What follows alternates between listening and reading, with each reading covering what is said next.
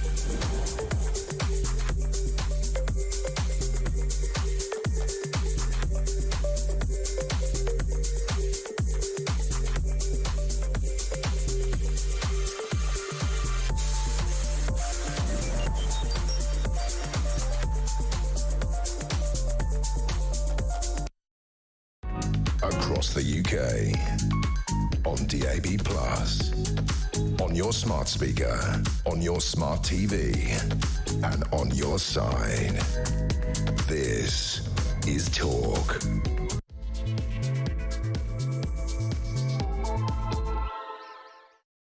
A very good morning to you and welcome to the show. Thank you very much indeed for your company. I'm Julia Hartley-Brewer and this is Talk. We are the home of common sense, as you well know, if you've been listening to MG all morning. And whether you're listening on DAB Plus radio or on your smart speaker, watching on YouTube, on your connected device, it is, as always, wonderful to have your company. And, of course, we, as always, have an awful lot to talk about, as you could not possibly have not noticed. Yesterday, of course, we saw Israel and Hamas apparently agreeing to a ceasefire to end 15 months of war. It starts this Sunday. Still to be agreed by the Israeli cabinet, but everyone seems to be pretty sure it's going ahead.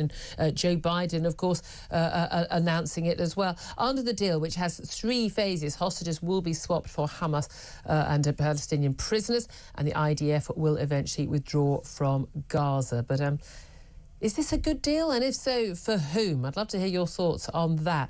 The incoming US President, Donald Trump, hailed the epic deal, claiming it could only have happened because of his election victory. He said, look, you get to sort this out. I need the hostages returned. All hell is going to break out. Meanwhile, Joe Biden claimed credit, saying it was down to many months of intensive diplomacy. And, of course, they want the first hostages out on Sunday. That's the day before Donald Trump is inaugurated.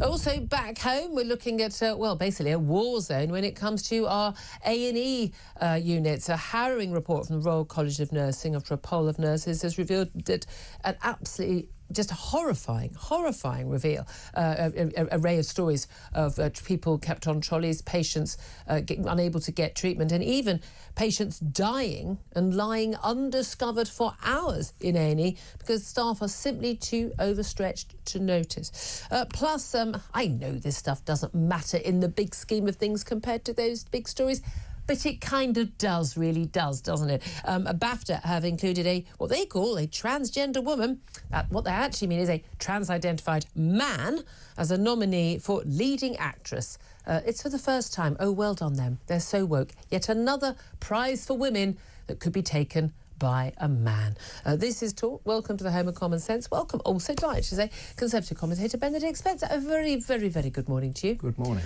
Always throws me when our guests are on different days than their usual days, because I'm now going to be convinced all day that it's Wednesday, but it's not. We do this. We all collude to make sure that you keep you on your toes, make you think maybe you're losing your marbles. I am losing my marbles. Tired? I am. Yes, exactly. No longer tired anymore. I don't get up at 4 anymore. It's fabulous. Thanks, Mike. Anyway, Benedict, so much to talk about at home and abroad. Let's start with abroad, though. Let's start with the Gaza ceasefire deal. And now, not 100% over the line yet. They're still arguing about one of the phases. There are 3 phases. We've had this sort of announcement from Joe Biden. I mean, look, the Qatari Prime Minister gets way too much credit, this guy. Hamas have agreed. We understand, we're going to get agreement from the Israeli cabinet. A majority would certainly agree, even if right-wing members do leave the cabinet, not expected. That deal can still go ahead. Starts with a complete ceasefire. I think we had 73 people killed in Gaza. Not in Israel. The only reason not in Israel is not because they're not firing rockets from Gaza, it's because they've got the defences.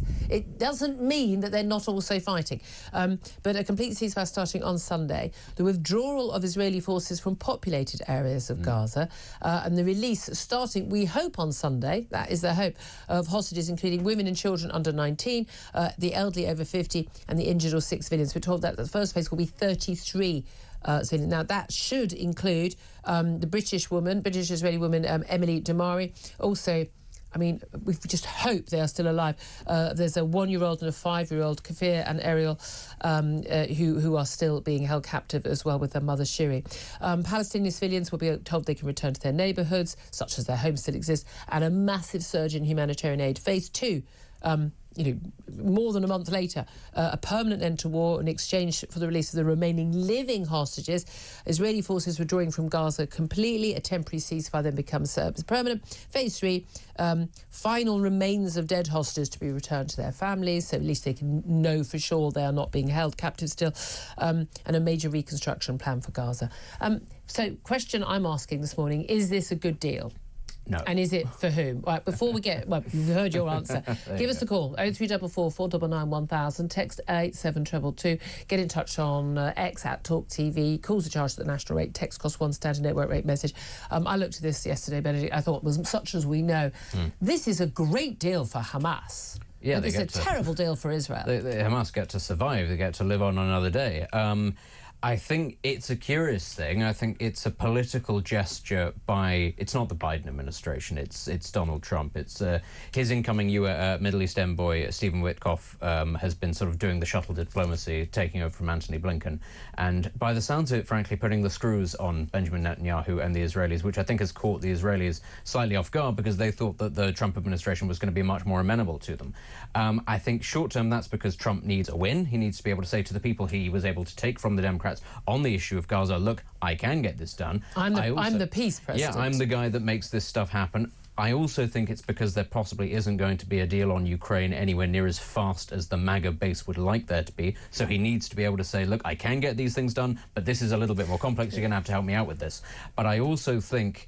If this is a case of the Republican Party putting the screws on the Israeli right, this is not going to have the intended effect that many people on the pro-Gaza side would like. This is going to force Israeli politics further to the right, because not just Netanyahu, but his coalition partners, Smotrich and Ben-Gvir, they will look at this and say, they will say, these people are not our friends, and we need to further decouple ourselves. Joe Biden had a lot of trouble over the last couple of years trying to put pressure on the Israeli government, because the Israelis have recognized the direction of travel in the US. They need it to be less dependent on the US. And what the Israeli right will now say is, well, we need to be even less dependent on the US. We cannot have it that a Republican president can do this to us. Yeah, I mean, this is the thing. I mean, again, I think, there's been a lot of very strong military support in the end from the West, from, the moments when Iran attacked Israel, that support was there. But so much when it comes to the words, we have not seen either America under Joe Biden and Kamala Harris, and we've certainly not seen under our prime ministers here, certainly under Keir Starmer, strong enough language supporting Israel, no matter what. The sort of support that we gave America when they suffered 9/11, the support we gave in the Afghanistan war. For all its faults, Afghanistan, it was perfectly justified to go in and take out the Taliban, who were supporting, basically allowing Al-Qaeda to train and live there freely. Now, it seems to me this. I've always said this: if it was my family member who was held hostage, 100%, I'll take any deal. Give up a million people in Gaza. Give up. I don't care. I want my child back. End of. Nothing to discuss. That is why hostage families. That's the reason why hostage families don't do this. We've had a policy in the West that we don't negotiate with hostages. Sorry, with terrorists. We don't pay ransoms. Okay, we say that often. It does actually happen. But here's the thing: we didn't negotiate with Al-Qaeda. We didn't negotiate with the Taliban. We didn't negotiate with ISIS. We went in and destroyed them. I was delighted to hear that, Defence Secretary appointee Mario Ruby, the Secretary of State appointee for Donald Trump, both fully. We want the full destruction of Hamas, which is the only moral viewpoint to take. They are terrorists. They are a danger to their own people and to the people of Israel. Oh, by the way, and us, everyone in the West, everybody, including completely ordinary, moderate Muslims going about their peaceful daily lives. So allowing Hamas to basically rebuild, we're going to get aid in, reconstruction in. Where do you think that money's going to go? It's going to go to Hamas. The idea that we're going to have some sort of moderate Palestinian authority in charge. There isn't a moderate. There are more or less extreme organisations. They all believe in the destruction of Israel. Lots of talk about a two-state solution. Well, Israel has offered a two-state solution many, many times. It's been on the cards. The international bodies have all, have negotiated for it. The people who don't want a two-state solution are pretty much every organisation involved with the Palestinians who want a one-state solution, and that one state doesn't include Israel. I don't know where this goes from here. Look, let's get these hostages home. Let's get these babies home. Let's get these young women home. God knows what's been happening to them. I'm afraid we do know what's been happening to them. It is horrific. Yes, let's get aid to people who are desperate, innocent people in Gaza who are desperate. But at the end of the day, we just start again. Gaza, Hamas said they wanted to commit October the 7th again, the day after. The war's not over. There's a lot, on all the front pages, there's a lot of sort of self-congratulations. This is literally just a 6-week pause. There's no guarantee that the next phases will come through. There's no guarantee that this will even last. And I don't think it's acceptable to many in Israel for Hamas to continue to exist. But we also have to remember it's not really acceptable for a lot of the people outside of Israel in the rest of the Middle East as well. There talk about security guarantees being provided by Egypt and of a massive rebuilding project, and that means money, and where will that come from? The Gulf states. But there will need to be security guarantees for that money to come in the first place, which is that Hamas is not left in charge. And, we're talking here about it potentially going back into the hands of Hamas.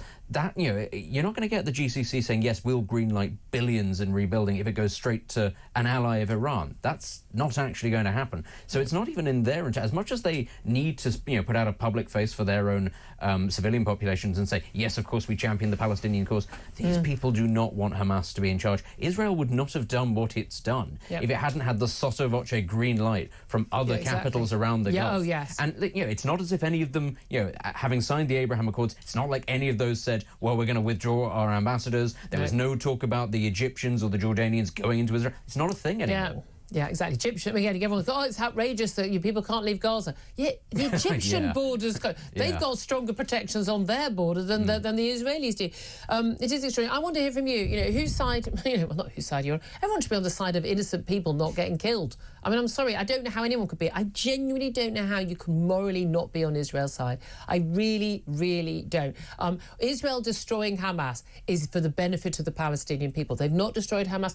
Again, a lot of talk people, they BBC had their usual sort of, tens and tens and tens of thousands of people being killed. Yeah, well, probably 20,000 of those are Hamas fighters. Glad they're dead. I would happily shoot them dead myself. I'd be doing the world a good deed. I don't understand why people find this complicated. Not a single child in Gaza would have died. Not a single child would have died if October the 7th hadn't been launched, and if Hamas fighters did not hide themselves in schools, in hospitals, build tunnels under apartment buildings, and quite deliberately use innocent men, women and children, but particularly children, as their human shields. And by the way, they've got a tunnel network bigger than the London Tube. If they wanted to keep all those children safe, they could have them in the tunnels, but they don't. The only children that have been in the tunnels, all right, they're their own children or the hostage children taken from Israel. So I'm sorry. I'm very, very sad for the loss of life. It's all on Hamas. It's as simple as that. I'd love to hear your thoughts on this. We've got lots of great guests on this later in the show. Also going to play that clip of Joe Biden last night, who apparently thinks that it was Hezbollah who committed the massacres on October the 7th. I mean, the idea that Joe Biden was closely involved in these negotiations is for the birds, isn't it? Let's also talk about war zones here. Our NHS A&E corridors. I've had the misfortune of having to attend A&E in the last year, and it was just incredibly slow, but not water. My main takeaway was, does anyone here speak English? I mean, I genuinely was really quite stunned, but does anyone here speak English as a first language? I mean, No. I know we've got a lot of people working from abroad in the NHS. Well, great, but maybe we wouldn't need so many if we didn't have quite so many people here who I just thought it was. I just thought it was quite bizarre. I've also had two family members in the last couple of years who one stuck on it, couldn't get an ambulance with a broken pelvis, 6'5", having had a back accident, being kept on a trolley for 24 hours in absolute agony, not treated. Can I point out that a pelvic break has a 20% chance of death because of chance of fractures getting into your bloodstream, and it's incredibly serious. Left in a corridor for 24 hours. But also another elderly relative in their 70s with facing heart and breathing problems, stuck in an ambulance for some 4 hours outside A&E, unable to get in. It's real. It's absolutely happening. This report from the Royal College of Nursing, hundreds of pages long, 5,000 nurses polled, telling their experiences, talking about, patients just routinely in corridors, blocking fire exits, women forced to go through miscarriages in a corridor, no privacy, with a drunk vomiting and shouting abuse just sort of next to them. Patients dying, no one notices, no time to deal with the dead patient's body because you're so frazzled. And nurses dealing with up to 40 patients in one responsibility for them in one go. It's untenable. It's untenable. What do we do to fix it, though? I mean, what do you do to fix it? More money! More money! Isn't that the answer? More money thrown on the bonfire, but also, by the way, we're not going to, sort of reduce migration numbers. We're not going to train any more doctors and nurses. We're just going to give NHS managers more money to do what? I'm not entirely sure. I'm sort of resigned to this, is the thing. This is just us now. This was not unforeseen. We've been told for years, if you continue to import hundreds of thousands, if not millions of people, and you do not increase capacity, if the population continues to age at the current pace and you do not increase capacity, if you do not train more doctors and nurses and you underpay them so that they then go overseas because they can all read and speak English and they can tell what they're paid in Australia and Canada, that this is going to lead to a major bottleneck, which is what we've got. Yeah. And it's not simply about saying the NHS is underfunded. Well, perhaps it is, perhaps it isn't. But there are far more fundamental things here, which is that the system as it currently is was not built for the sheer volume of people. Yeah. And I'm sorry, lots of people will say that things like migration are a secondary issue. No, people do recognise that this is one of the few, if not the only places in the world where you can just rock up and they'll treat you really for free. Yeah. I'm sorry, I wouldn't expect to get free healthcare anywhere. I always have full travel insurance. I don't think anyone should be allowed in the country without travel insurance. And everyone will say, well, people can't afford it.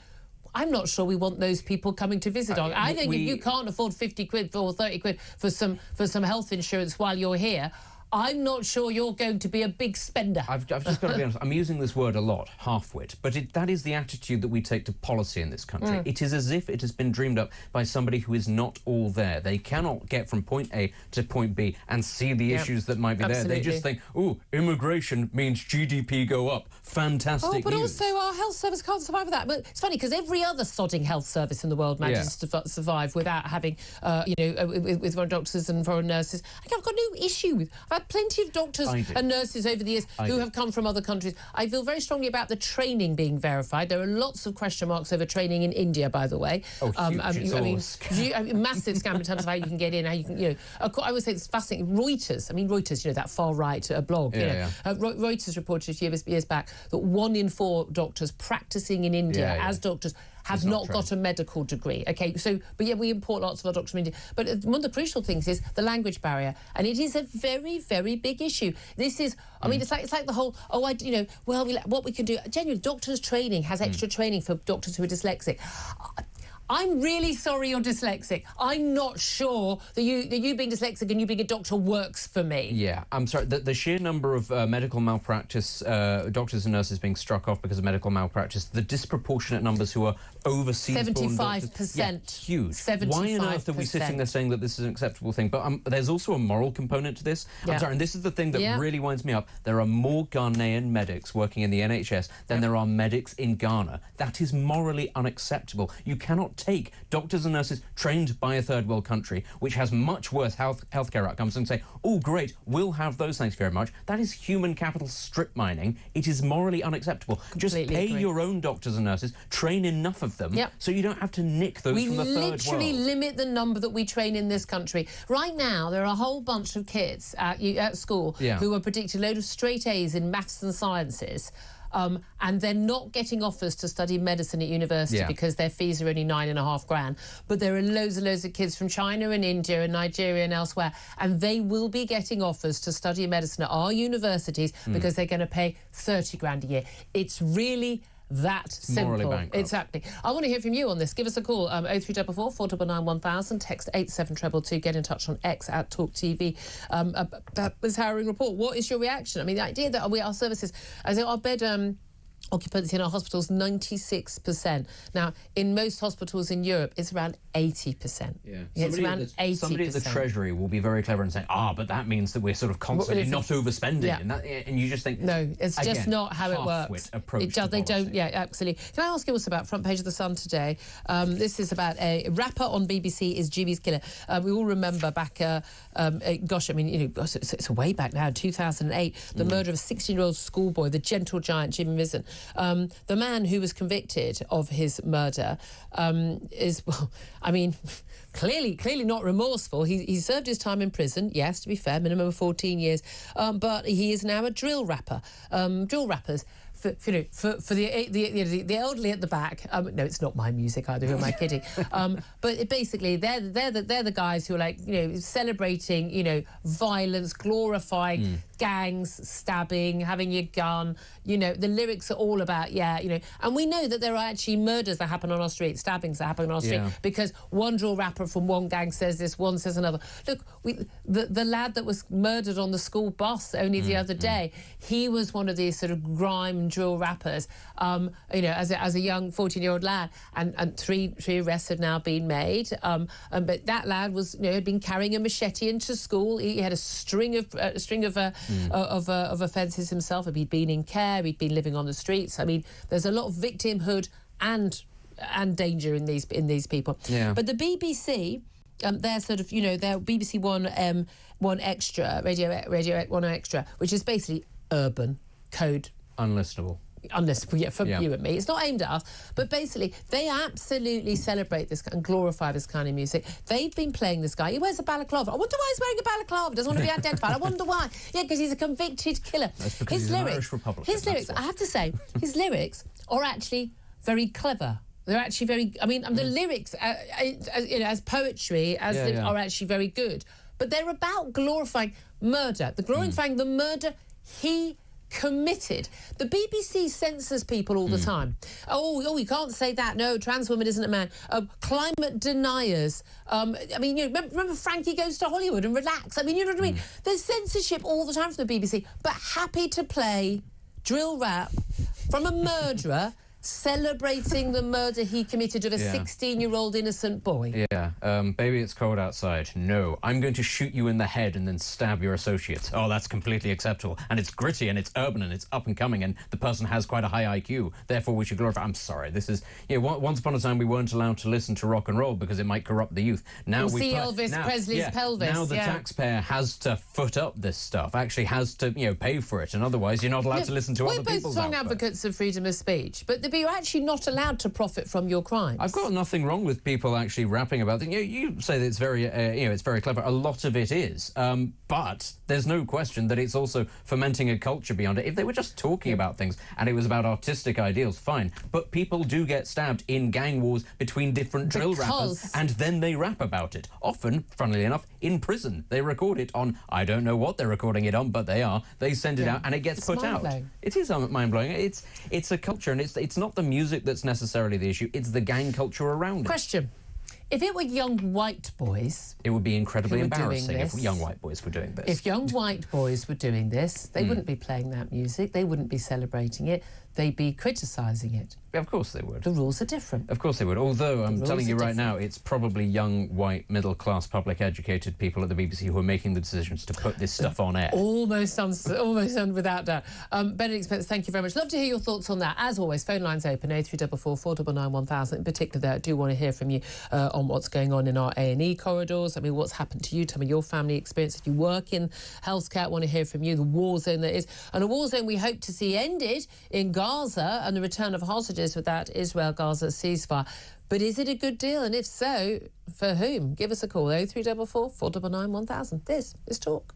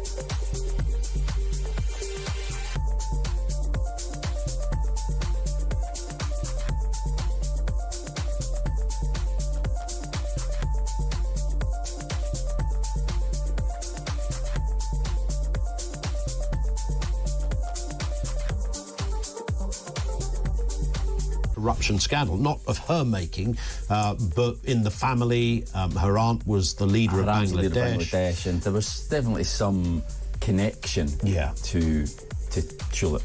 Even if it was the house she lived in. There was that, yeah. I think she was involved in some way in a deal done with Russia back in 2013, done with Vladimir Putin to build a nuclear reactor in Bangladesh. Yep. And she was pictured with her aunt and Vladimir Putin in the Kremlin.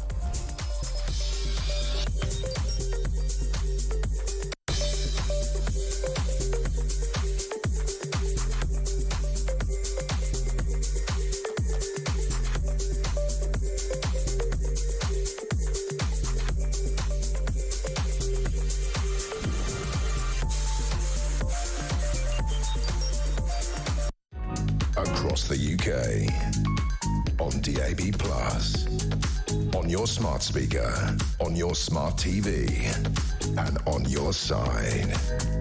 This is Talk.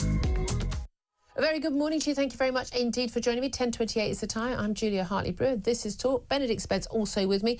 Just some breaking news. It won't come as a surprise to anybody. Yesterday, 4 small boats arrived with Channel migrants on in the UK. Should we just guess the number? Should we just play that game? Should we just play that game every day? Just start that game. I can go higher, low. How many Channel migrants do you think arrived on 4 small boats yesterday? Bearing in mind it's January. We've got cold weather. It's probably not very good. 42. Higher. Higher. 72. Higher. Oh, 102. Higher. All right, these are rather large boats. 142. Higher. Good Lord. We can do this all. 202. Higher. What? Yeah, 215. 215. Should we do that? Should we have a daily game? We'll just do that. How many Channel migrants arrived in the UK on 4 small boats yesterday? Takes the total number of migrants to arrive this year to 603. Bearing in mind that in total, since Keir Starmer's become Prime Minister and he smashed the gangs. Remember that? Remember when that happened? I remember talking about it on the show. 23,845 more migrants have arrived. Huzzah. Again, should we have another little round of applause? We like to do this regularly. Little round of applause for Keir Starmer and all his many achievements. Yeah, there we are. Anyway, so much more I want to talk to you about today, but we'll get to a lot more of it. I want to hear your thoughts as well. 0344 499 1000 on everything we're talking about. War zones in Middle East, also war zones in our own NHS hospitals with this extraordinary Royal College of Nursing report. Do get in touch on either of those topics or anything else you want to talk about. Let's go straight to the phone lines. Peter is on the line in London and wants to talk about that ceasefire deal. Very good morning to you, Peter. Good morning, Julia. Good Good morning, Ben. Happy New Year. Don't encourage him. Happy New Year. Yeah, I mean, you can't trust these animals, can you, Hamas? I mean, they're starting to renege on those last-minute issues. Netanyahu doesn't trust them. Why can't they release all the hostages in one go? I mean, I'm going to throw this out here. They could have released them all already, or they could have not taken hostages in the first place. I mean, no one forced them to do that. No. Whenever anyone argues with me, and I get the usual, oh, God, I mean, I always know I'm in the right when I get the level of abuse that I get online, and I care not a jot, by the way. So keep it coming, folks. I don't care. But you're just proving how right I am, I always think, when they do that. But it's just, I always just say, have they tried releasing the hostages and surrendering and basically, relenting on their plan to basically destroy Israel and kill every Jew? Maybe they'll find that their own children and innocent women and men might have happier lives. Exactly, yeah. I mean, and these Palestinian, I don't want to be insulting, but they are backward people. I mean, there's no backward people. It's a culture that is, I think, backward. Yeah. I mean, all they live for is basically just to hate Israel, don't they? That appears to be the situation. I mean, I would love to know how many people in Gaza in particular genuinely do support Hamas. The polling suggests they do. Would people feel safe to say they didn't support Hamas? But when you see those videos filmed by Hamas of people, men, women and children, cheering in the street, spitting on the Israeli women hostages being ridden past them, clearly bruised and battered and bleeding, clearly have been, blood in their genital area, clearly they've been raped, for God's sake, and they're cheering and spitting on those women. That doesn't suggest to me that if Hamas were gone tomorrow, that this would be a peace-loving place. No. All the Gaza people want is a one-state solution. And if it wasn't, Mike Parry said it yesterday, didn't he? He said if they got their act together, if they were clever people, Beirut would be, Gaza would be another Beirut. Yeah. Oh, yeah. I mean, Beirut was probably looking better a little while ago before, of course, some bombing to try and get rid of the Hezbollah agents. But, exactly. They could be doing really well. There's going to be billions in aid going in, reconstruction, rebuilding, and we know perfectly well who's going to take most of that money. It's going to be the terrorists. Sad, isn't it? I know, it is. It really is sad. It really is sad. But you think this is a bad deal for Israel? Oh, awful, yeah, awful. If it was your family member, I mean, there's a British Israeli woman, Emily Damari, a 28-year-old woman. There are kids, a 1-year-old and a 5-year-old. I mean, would you want them to do the deal? I don't know. Well, I'm a half Jewish. My granddad was Jewish. So, I mean, it's difficult, isn't it?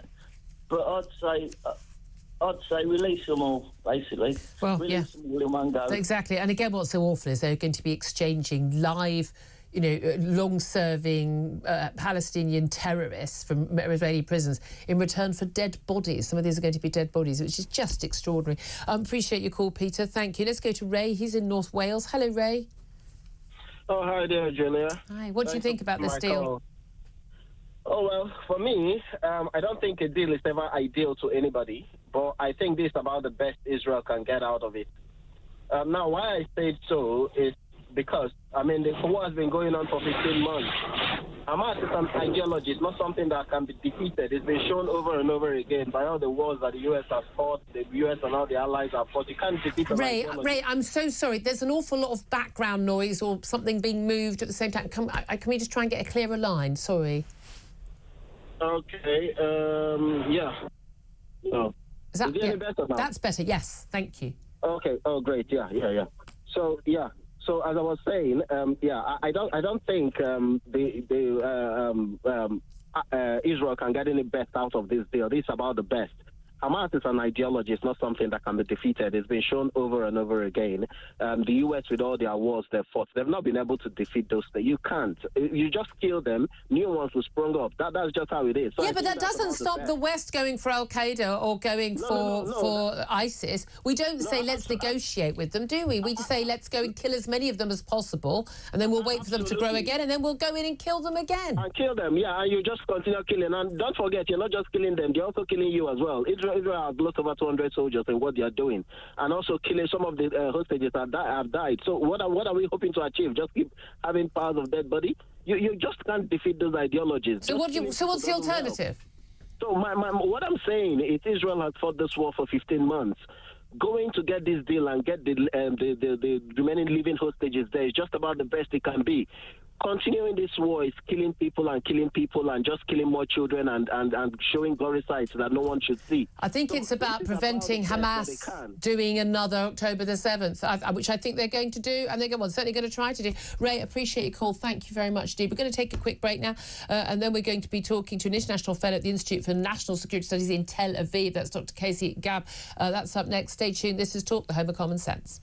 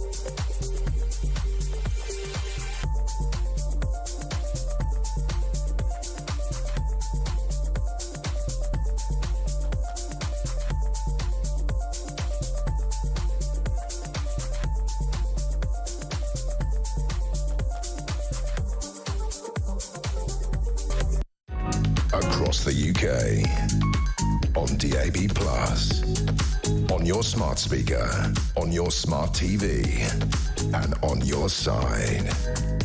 This is Talk. This is Talk, the home of common sense, with me, Julia Hartley-Brewer. Benedict Spence still with us. Delighted to be joined right now by Dr. Casey Babb. He's an international fellow at the Institute for National Security Studies in Tel Aviv. Casey, thank you so much for joining us. Yeah, thanks for having me. I've been reading your work and a lot of the tweets you've been writing recently about this, and talking about how, if Sunday comes and we do actually get that ceasefire deal, we've got Benjamin Netanyahu now. He's delayed that cabinet meeting where he's expecting his cabinet to agree this deal. He's now accusing Hamas of trying to sort of backtrack on sort of earlier understanding of the deal. So we'll see what happens there. But you've been talking about how, if and when we do start seeing hostages returning, what a sort of day of reckoning that will be, and actually that isn't the end so much as the beginning. Yeah, I mean, absolutely. This is going to be a very painful, very revealing time for a lot of people. A lot of people around the world, not just Jews, but civilized, decent people around the world who have been watching this for many, many months. This hostage release, this sort of negotiation, if we get there, we're going to find things out that are going to be traumatizing, and which are going to make, in my opinion, possibly a phase 2 and a phase 3 of this deal harder and possibly even more unpalatable than the first. Well, indeed. I mean, this is a very long process. 6 weeks for the first phase. I'm only seeing 33 hostages coming out, the children, the elderly, women. And we don't even know if all of the people that we know, we've got the names of, we've got the photographs, and we know that were taken and are yet unaccounted for. Their bodies haven't been identified. They haven't been announced as dead by Hamas. We just don't even know if they're alive or what state they're in. And they include a British-Israeli woman, Emily Damari, just 28 years old, but also, I mean, a baby and a toddler, Kfir and Ariel. I mean, it is astonishing. That we literally have no idea whether they are with their mother Shiri or whether they have died and what conditions they've been kept in. Yeah, I mean, that's just it. It's astonishing. But what's even more astounding to me, Julia, is the fact that this has gone on for over 450 days, and I don't just look at this as a situation between Israel and Hamas. I look at this as a failure of the Western world. I mean, whether you love Donald Trump or you hate him, on October 7th or October 8th, if the President of the United States had come out and said there will be hell to pay, I think there would be more answers now than we have. There would be more clarity now, and probably more hostages would be alive. This has been a failure that, is unprecedented, and it's really a horrible situation. And I mean, Israel has had a lot of Western support, but again, a lot of it is, again, the right words have been said at times, but then withdrawn. And of course, we've seen that pressure on the Democrats, from left wings and the part of the kafir-wearing classes, which has really undermined a lot of that support for Israel and that clear message. Do you think it was really significant that, and Donald Trump obviously is claiming this, that, it's Donald Trump saying all hell's going to break out if hostages are not starting to be released by the time I'm inaugurated on Monday? We know there's pressure from the Biden administration. They desperately, we're in Jimmy Carter, days, aren't we, in the Iran hostages, in terms of wanting to get a hostage out while he is still in office himself. I mean, there's a lot of domestic politics going on there. But one thing that Benjamin Netanyahu has always been at pains to say, and I have to say I disagree with him on many things, but on this I think he is spot on. Israel is fighting an existential war, not just for the Israeli people, but for the Jewish people, but also for Western civilization against this threat from Islamist extremism and ideology. And I just don't think many people in the West have really woken up to that yet. 100%, which I frankly don't understand. I mean, Israel, I look at Israel, I look at the IDF as the world's sort of commando unit against the fight against radical Islam. And people have short memories, right? Here in Canada, the UK, the US, all over the world, there's a lot of victims of terrorism. And those people were killed by individuals who have the same mentality, the same sort of self-decapitating death cult mentality of Hamas. They're killed by the same people. Our people are victims of terrorism, just like the people of Israel. And for some people, for some reason, we've allowed, the pro-Hamas crowd to overrun our cities, to do things in our streets that, years ago, I don't think we would have dreamt of this. So people need to wake up and realize that this whole situation, this threat environment is not contained to Israel or to that region. If we don't wake up and start getting real and start cracking down on this stuff and on these people, there's going to be more blood in our streets. And this is the thing, isn't it? I mean, and the question we're asking our audience today, is this a good deal and for who? Look, at any point, Hamas could have released all the hostages. At any point, they could have not taken the hostages in the first place. Small point worth making. If they hadn't gone in on October the 7th, none of this would have happened. Not a single Palestinian child would have died in any IDF bombing.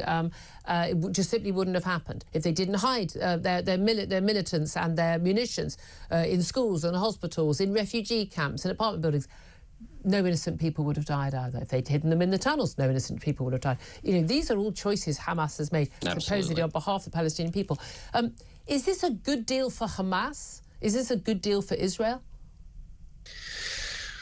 It's really tough to say, Julia. On the Israeli side, I think this is probably the least bad option given the circumstances right now for Israel. And it pains me to say that, given what Israel is going to have to give up to get these hostages dead and alive back. It's disgusting. I mean, these prisoners, some of the prisoners being released, are terrorists, people serving life sentences for murder. 100%. I mean, bearing in mind that the man who masterminded the Hamas attack on October the 7th, Yahya Sinwar, he was released years back in a previous prisoner and hostage exchange. 100%. But this sort of speaks to the fact that the Israelis, they value life over death. They value the future rather than the past, unlike the Palestinians, who have been trying to go back 100 years, every single day, day in and day out. At every opportunity, they're looking for a do-over. They're looking for, as one of your previous callers said, a one-state solution. And again, people need to wake up to that. So on the Israeli side, look, it's a win that they're getting people back. It's coming too late. There should be a heck of a lot more people coming back than what's going to be happening here, hopefully, on Sunday. And for Hamas, it's really not a great deal. Contrary to popular belief, they've been decimated. Hezbollah has been decimated. The region, thanks to Israel, has gone through this wildly transformative period. Lebanon is a different country now. The West Bank is starting to be different. Gaza looks like an ashtray in most places. Hamas is hanging on for dear life, which is in part why they struck a deal. Yeah, except Antony Blinken, the US outgoing Secretary of State, said that Hamas have just recruited, the 20,000 fighters who've been killed by the IDF, they've just replaced them. Yeah. And that may very well be true, but Israel has plenty of bombs and plenty of munitions to deal with these people. Okay. And this isn't the end of the war. This is not the end of the war. It might be a pause in the battle. This war is going to rage on. And Israel and Bibi and, whoever comes after Bibi, this fight's going to carry on. And if I'm Hamas, I feel very vulnerable right now. This is not a win. Only the Palestinians would have the audacity to say that there's been a genocide for 15 months and then turn around without any sympathy, without any regret, and say, hey, we won. Well, between 40 and 50,000 dead, I mean, maybe that's a win to the Palestinians, but you wouldn't hear that from any group of people, any other group of people. Very interesting, if that is the true number indeed. Dr. Casey Gabat-Babb, International Fellow at the Institute for National Security Studies in Tel Aviv, really appreciate you joining us. Just a quick word from you, Benedict. I mean, just in terms of Benjamin Netanyahu is claiming that Hamas is trying to backtrack on the earlier understanding. He says that Hamas are now wanting to basically backtracking on an agreement that gave Israel the ability to veto the release of certain Palestinian prisoners.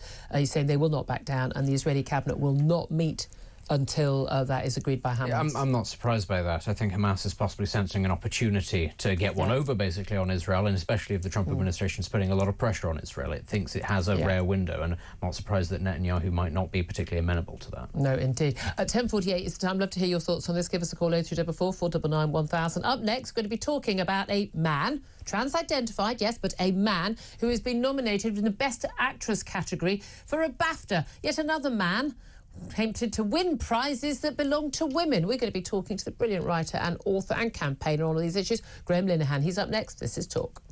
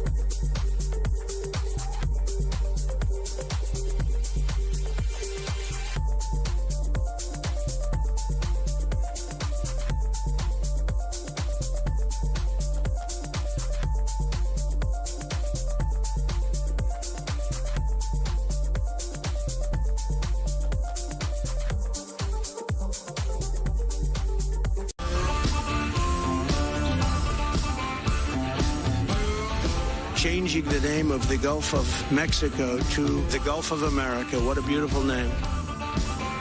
The Panama Canal is vital to our country. It's being operated by China. China. You get rid of that artificially drawn line, Canada and the United States, that would really be something. All hell will break out in the Middle East, and it will not be good for Hamas, and it will not be good, frankly, for anyone.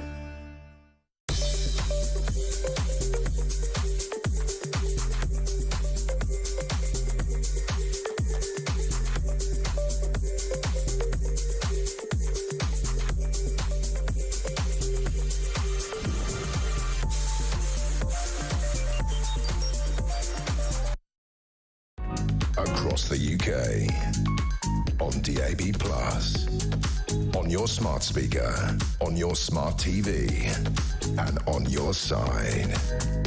This is Talk. This is Talk, the home of common sense, with me, Julia Hartley-Brewer. 10:51 is the time. Some breaking news for you. Remember the suspended Labour MP Mike Amesbury?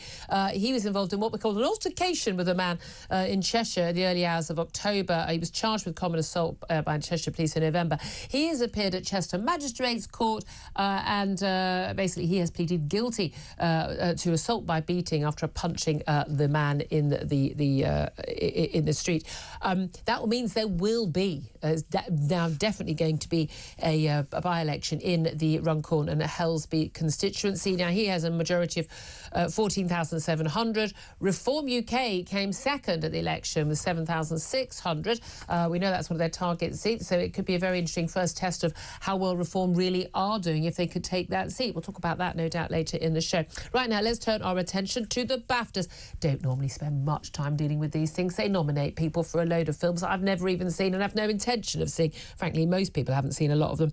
But this time round, it caught my interest because Spanish performer Carla Sofia Gascon, aged 52, has been nominated in the leading actress category for performance in the Mexican musical comedy Emilia Perez. It's a film about a cartel boss who transitions from being a man to a trans woman to escape vengeful criminals. The only issue I've got with this, I've not seen the film, I don't know the actor, is that it's the actress category. And Carla Sofia Gascon is a man. He lives as a trans-identified man. You would know him as a trans woman. He's been referred to as she throughout all the articles, whether it's Pink News or GB News or anyone else, The Telegraph. But he's a man. So what's a man doing in a woman's category? Let's talk about this with Graham Linehan, who's a writer and author who has been a fantastic advocate for women's rights on this issue. Very good morning to you, Graham. Morning. I mean, we're told, oh, it's the first time making history. Isn't it wonderful? Oh, isn't it wonderful? Basically, you've got, a trans-identified man playing the character of a trans-identified man. Oh, whoopee, oh, well done. It's all very woke and wonderful, representing the community, etc., etc. Basically, this is a category for women who work as actors, and a man has been nominated for a woman's prize. How does that work? Well, there's a saying that trans activists are fond of deploying, which goes something along the lines of rights aren't pie. If someone takes some, there's still going to be left for you. But this proves very, very clearly that rights are pie. And this man has taken one big slice of the women's category. Yeah, there's only a certain number of nominees, 4, 5, 6, whatever it is, and he's one of them. Yes, exactly. As you can see, there's 3 women there, 1 man. So that means that 1 woman has lost her chance to advance her career, to receive an award. I think that the BAFTAs are probably well regarded in the US because US actors are or UK actors are very well regarded. And the crime about all this is that when he wins, because he will win, because the entertainment establishment is nothing if not craven and virtue signaling at all times, the other actresses, I guarantee you, will stand up. Will give him a standing ovation when he wins. Yes. Because it's none of these people in their gated communities and their incredible fees they get from being in films, they will never have to use a women's shelter. They will never have to use a rape crisis center. It doesn't really matter if the toilets in the Groucho Club are non-binary, because that's a very rarefied atmosphere. Yeah. But when the toilets in a rape crisis shelter are, not non-binary, unisex, then that means a very different thing, Yeah. And when rape crisis groups, for instance, have a man there saying he's a woman, that is incredibly significant. But it's amazing, isn't it? How often you get, the great and the good. They're so concerned. They're so concerned about Me Too, but not so concerned about, an actress getting her bum slapped by a director or something, but not so concerned about grooming gangs. They're so concerned about number of women in boardrooms, but they're not concerned about whether or not a woman is being punched in the face by a man who is boxer and is claiming to be a woman. It is extraordinary, the stuff they claim to care about. But this is just really, really simple. If they want to have a category, and they've done this, some of the award ceremonies have done this, haven't they, where they go, we're going to have, categories, they're unisex, they're not, they're not actresses, not actors, but all unisex. And we know what happens then, invariably. It's just all men that win it. There was a reason why they brought in these categories. There's a reason why there is women's sport. It's because otherwise women's book, awards. It's because women wouldn't win these things. And then you have a women's category, and then you allow a man to win. I mean, we've seen, so many awards, best sports person, best sportswoman, going to men. Clearly, you just have to look at this actor. He's clearly a man. I do think part of the problem is, though, and I've done this for years, and I'm stopping doing it, we stop using this term trans women, because don't allow, there's no subset of women. He's a trans-identified man. He can wear what he wants, he can call himself what he wants, but he's a man, his pronouns are he and him, and he is not allowed to be in a woman's category. Absolutely. And, there's a website everyone should visit called She Won that lists all the female athletes who've lost out to males entering women's sports. Have a look at that and see the absolute devastation that has happened to women's sports over the last few years. And also, look at the guy. He's a head height taller than everybody else. It's such a ridiculous display. And one very important thing to mention, that many people I think still don't know about. which is that 88%, I think that's the number, it's around there, but 88% of males who claim a trans identity have not had any surgery. Now, I'm not saying that that would make a difference, but I'm just saying that if you want to win awards, women's prizes, anything you want at the moment, all you have to do is have a brass neck and a wig. Yeah. Those are the two things that will get you into any space that you want. You can still have your tackle. I mean, we see that with Leah Thomas, average male swimmer. Oh, funnily enough, he pretends to be a woman, suddenly with his swinging his bits quite happily, nakedly in the changing room where the women are, quite happily. Then funnily, he wins. Oh, what? A really tall man with really strong shoulders and long legs and big limbs and all the benefits of testosterone and bigger lung power, bigger hands. Oh, what a surprise he beats women. It is extraordinary. I'm amazed that so many people are not angry about these things. And we can say, look, we've got Gaza going on, we've got people dying in hospital wards. Does this matter as much as that? No, it doesn't. But it still matters. And it's about reality, and it's about language, and it's about truth, it's about facts, and it's about protecting women and allowing women to win the stuff they're entitled to win. Graham, you've been such an amazing advocate on this. If every other man had done what you've done, none of this would have been allowed to happen. So thank you for that. I really do appreciate that, and I appreciate you joining us today as well. I'll get Benedict Spence's thoughts on all of this coming up. We're also going to talk more about Gaza, more about the NHS, drill rappers. Oh, yeah, and Starmer in Kiev. About time, mate. This is Talk.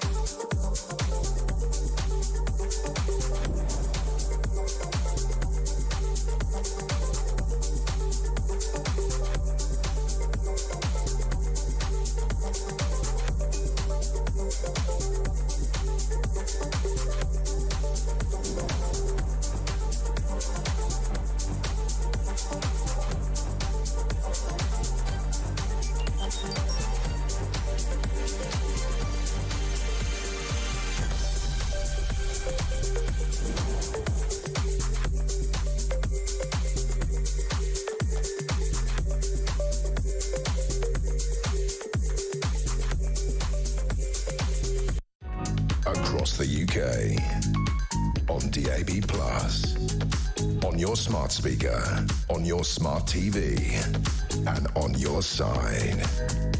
This is Talk.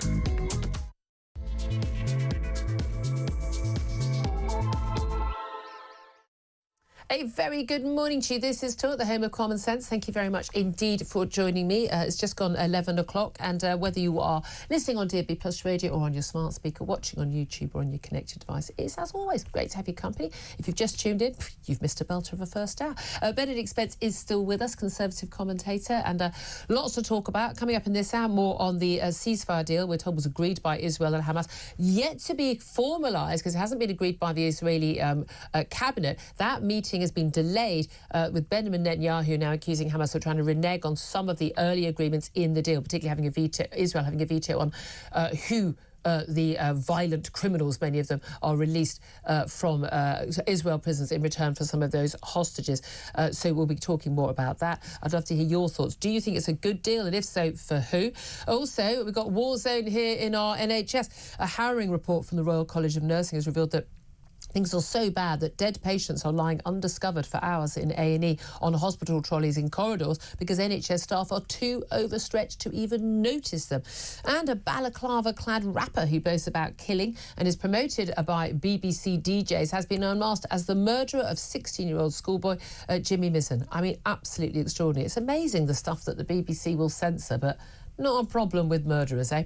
And knife crime has surged across the country, driven by a 47% rise in violent robberies and phone thefts. And as we know, Mike Graham and many others in this building have been victims of that. This is Talk. We are the home of common sense. Benedict, I'll just read out the questions I particularly want people to answer, and we'll get to both of those with you as well. Israel and Hamas agreeing the ceasefire, we're told, not over the line just yet. I mean, this is the thing. It doesn't happen until it happens, and it could break down at any time. Funnily enough, difficult to trust terrorists. They're not always that straightforward. I know. I'm as surprised as you are. But it's due to start on Sunday. I want to know, from what you know about it, from these different phases, is it a good deal?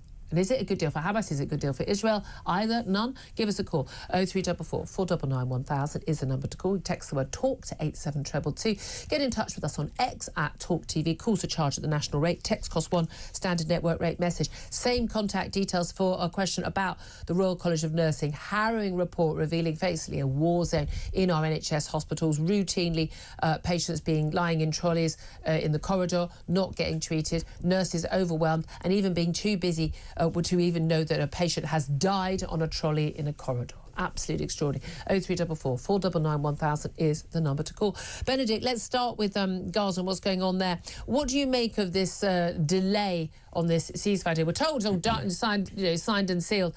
Sounds like Hamas are, well, the claim is, again, from both sides, Hamas is backtracking. I mean, for a start, there was a need to rush this announcement out from the US because this is what this is ultimately about. It's for the consumption of a US audience, not necessarily for the Middle East, which you might think is a bit strange given that this is a hostage exchange between two warring sides there. But this was the Biden administration trying to piggyback on the Trump administration so that both sides can say we've got to win either late in the day, very late in the day, or good and early.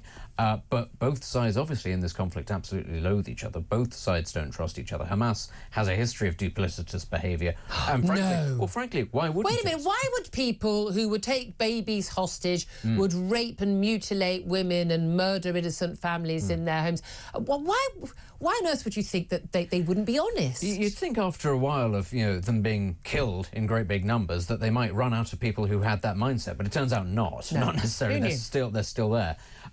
But also from a purely practical perspective, why would Hamas give these people up? If that's their worldview, hostages are pretty much their only leverage at the moment because they know that Israel why they took them. will go to great lengths. This is one of my concerns, though. I mean, the reason why they took hostages was for leverage. They thought it might possibly stop Israel bombing. Yeah. Israel did bomb, then they've been, we were killing innocent children in Palestinians. You're also risking the lives of your hostages, and they've got something to negotiate with. Otherwise, they've got nada, nothing, zilch, zero. That's what they did. So when you do a deal where you've handed back loads of prisoners, Hamas prisoners, including Hamas terrorists. Again, a few years back, it was, Yahya Sinwar, who then masterminded the Hamas attack on October the 7th, who was one of those prisoners who was released in a similar sort of exchange deal. You hand those people back, it's an interesting exchange rate. Now, not as bad as previously, but it'd be like 1,000 prisoners for one IDF soldier who'd been held captive. But I mean, to get those, if it was my baby and my toddler, if it was my daughter, if I was the mother of Emily Denari, 28-year-old British Israeli, you know what? Any price I'm happy to be paid to get my child back. But Is it a good idea for governments to do that? Because what you're telling them, what you're telling Hamas right now, and Hezbollah and Iran, you know what, take hostages. That's the leverage. That's the thing that really puts pressure on our government. That's the thing that will get us to the negotiating table. That's the thing that will get you the aid. That's the thing that will help you. Are we not, and Israel not setting themselves up for more failure in the future? Only if they actually abide by the ceasefire, which I don't think they're going to. Politically, Israel. Israel. It doesn't actually matter what Hamas does. It's whether or not Israel takes its own defence around Gaza seriously. But they're reserving the right that if there are further threats... Much in the same way as when there was the ceasefire in Lebanon with Hezbollah, Israel reserved the right to be able to go in and bomb whoever they want if they think that Hezbollah is about to violate it, which they have. It's written in the ceasefire agreement, and I know that lots of Middle Eastern outlets go, oh, well, they're violating the ceasefire. No, it's there in black and white because they won, basically. We can do what we want. I imagine... even though it won't be couched in those terms, because, again, this is being sold to an audience in the US that is actually instinctively very anti-Israel, strangely enough, the Israelis, they're going to keep the Philadelphia corridor, they're going to keep the perimeter very tight. There's no... whatever freedoms there were for people in Gaza before, and there weren't huge amounts relatively, that's not going to happen again. And I think But we also know an awful lot of aid's going to go in. Billions and billions in aid is going to go in. It's not actually going to change anything. Yeah, okay, well, great. I'm glad that people are going to get food and water and medicine. I absolutely don't want ordinary people to be suffering. But we know what happened to the aid last time it all went in. Yeah, and it went to Hamas. They built tunnels. And we're not talking about, like, digging a little tunnel. And we were talking... You've seen the images. I mean, these are epic. You can get a Humvee through these tunnels. Well, but this is partly, of course, light and electricity. When we're talking about a massive sort of rebuilding program for Gaza, lots of other Middle Eastern states who, the expectation is that they will bear the brunt of the financial costs of rebuilding Gaza, they don't want Hamas there because they know what happens to the money when it goes in. They don't want their money to be wasted. Actually, the average, Gulf princeling is not an idiot. They want this all to go away. They understand how this works. But in terms of Arab populations in many of those countries, they are far more extreme than their leadership. They are. Apart from Iran, where they're the more extreme. I have to say, actually, the leaderships of a lot of Arab countries are sick to the teeth of the Palestinian issue. They don't like them as people. It was a useful weapon they had against the West and against Israel for a long time. But these people, as I say, they're not stupid. They understand that the Palestinians have lost this. They're not going to get their state in the form that they want it to be. And the lesson of that is, if you keep on invading your bigger, stronger neighbour and you keep losing and you're not very good at war, you can't be surprised when after a while that country goes, OK, that territory, that's ours now. You're not having that. It's what happened to Germany. It's what happened to Italy. It's what happened to Japan. That's the lesson of history. But also the West is not going to allow Israel to be wiped off the map. End of. We're not. Well, Israel ain't going to allow Israel to be wiped off Israel the map. Won't. And I'm with them 100% of that. I do want to play a quick clip, though, of Joe Biden yesterday. We had the Qatari Prime Minister, because we're all just pretending Qatar is this lovely, cuddly country. They've been harbouring terrorists all these time. But Joe Biden made his announcement from the White House, who then later on made his sort of final speech from the White House, a final address to the nation. There's some interesting stuff in that as well. But this is him. I mean, do listen closely to every word. It's very short. This is Joe Biden, who apparently closely involved in those negotiations, announcing that ceasefire. I can announce a ceasefire and a hostage deal has been reached between Israel and Hamas. For more than 15 months of conflict that began with Hezbollah's brutal massacre on October the 7th. He doesn't even know who committed the October the 7th. He said it's Hezbollah. Yeah. I mean, thank God he's moving on. It's outrageous. I mean, a couple of weeks ago, he also said that he was in negotiations with the Emir of Kuwait rather than of Qatar over this, which must have come as a real surprise to the Emir of Kuwait. Absolutely. To find that he was in the middle of these negotiations. Let me also ask you about this NHS story. As a Royal College of Nursing report showing, I mean, again, war zones effectively in our hospitals. I mean, does it tell us anything new? Well, it's harrowing detail from nurses who worked on A&E wards and talk about the care in the corridors, just so routine now, to the extent that we're treating the Health Secretary. I mean, they literally just putting in, links for oxygen masks and things like that. So they're basically accepting that this is what's going to happen. Now, often if you're on a trolley, let's be honest, a lot of those trolleys are similar to the beds that are already in the wards. And it seems to me, having been in A&E in the last year, you don't necessarily need to have that much space around. I get that. Not everybody needs to have the sort of intense care that we often think of as someone needing in A&E, the triage and the like. but they are talking about patients who do need to be admitted, who are seriously unwell or seriously injured, lying on corridors for hours. I've got a family member of mine, 24 hours with a broken pelvis, who is lying on a trolley for 24 hours before being admitted, and an elderly relative of mine stuck in an ambulance for 4 hours with heart problems and breathing problems. With luckily with the ambulance crew, you're safer with the ambulance crew there, but genuinely, and the extraordinary situation where you've got nurses saying we've got people dying on their trolleys and we don't even know they've died. Yeah, I have had an elderly relative in a similar situation last year where they were just sort of stuck on a chair in a corridor for a very long time, having had a stroke, which is one of those things where you kind of think, good Lord, that could have gone very badly wrong. Fortunately, it didn't. But again, the NHS perpetually in crises that are foreseen decades in advance due to really simple things like changing demographics, like ageing populations, like an inability to train enough doctors and nurses, and, I'm afraid, exacerbated by the fact that we have huge numbers of people coming into this country who are able to access treatment the second that they get here. We're one of the few countries that does not demand that people sort of pay their own way or anything like that. Those numbers are only going to continue. And there doesn't really seem to be much of a long-term plan. I mean, forget the short-term plan to alleviate it. I'm all for short-term plans, but actually what we haven't heard for time immemorial is, what are you going to do about this long-term? How are you going to actually train enough doctors and nurses so you don't have to strip mine the third world for people who are underqualified to come and just prop up the thing? What are you going to do long-term? There isn't an answer to this. There is, not coming from government.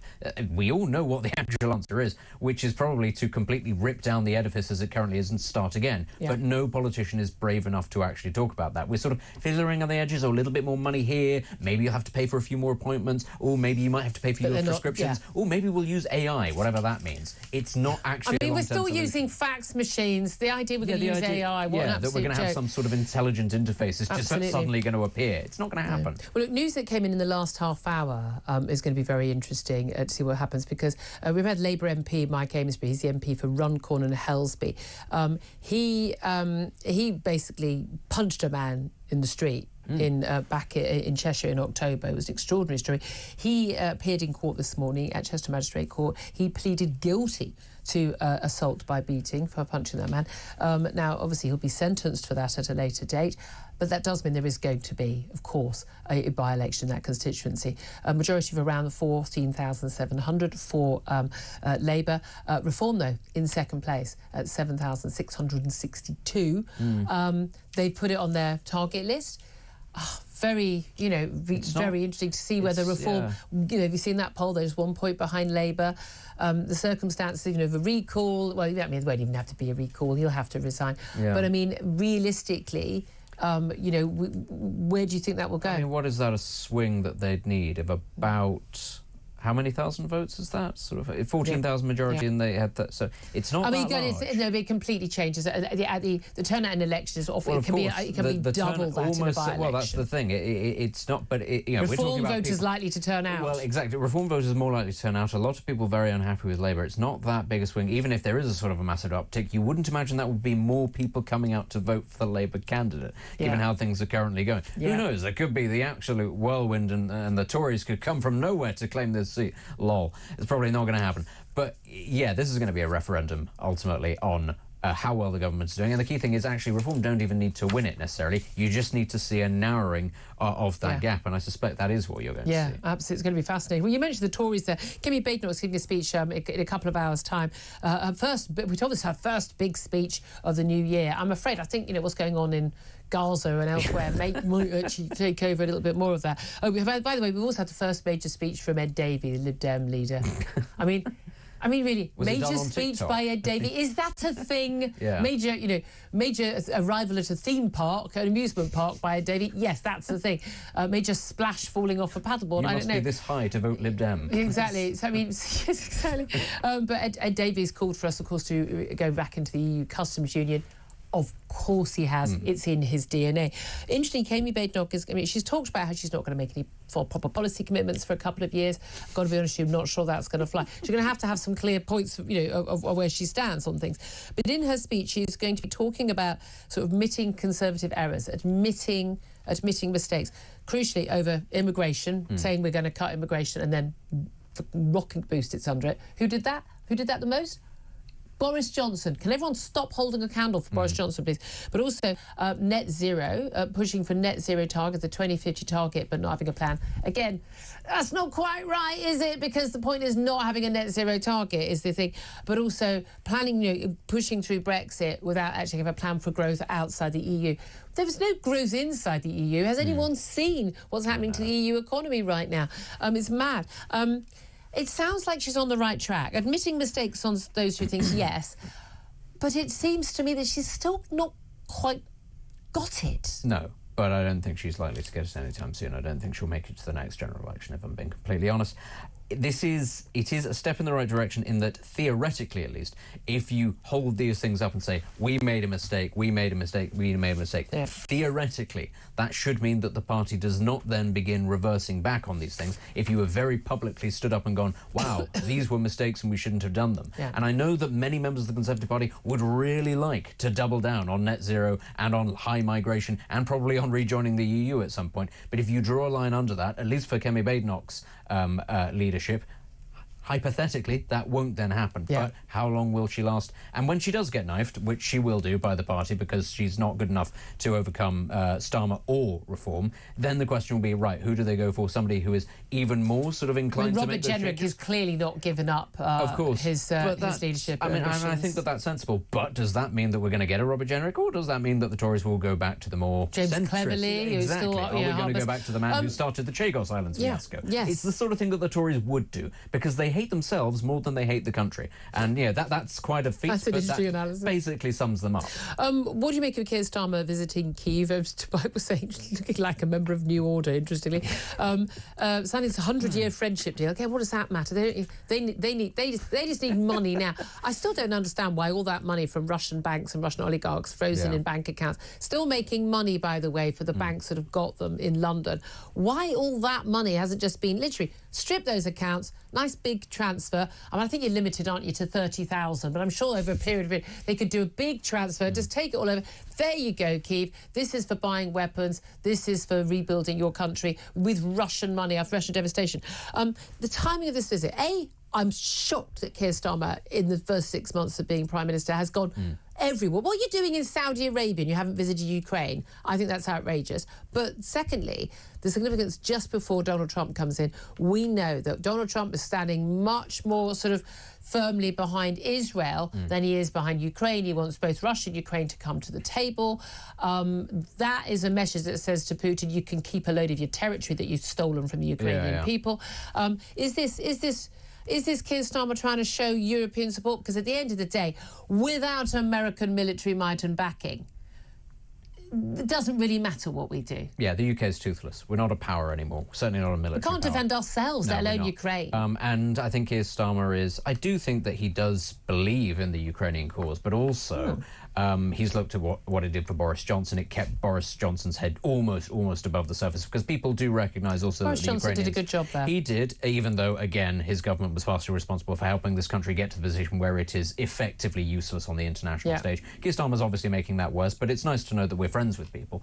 On the subject of money transfers, the reason why that wasn't going to happen is if you start Russian taking, money frozen in banks if you here, take being sent Russian over. money that's in Western bank accounts and with Western institutions, and you say, well, we're going to give it to Ukraine, then overnight accounts run by China and just about every sort of Middle Eastern and African and Latin American country as well, they would start moving their accounts out of that Western banking system. And well, this is the problem. We say, oh, well, we have chained ourselves to this because we are part of a global community, which is the biggest load of nonsense you've ever heard. But that's what we've decided to do, and it would collapse a lot of the West's financial power, which is one of the few things that we still have, although...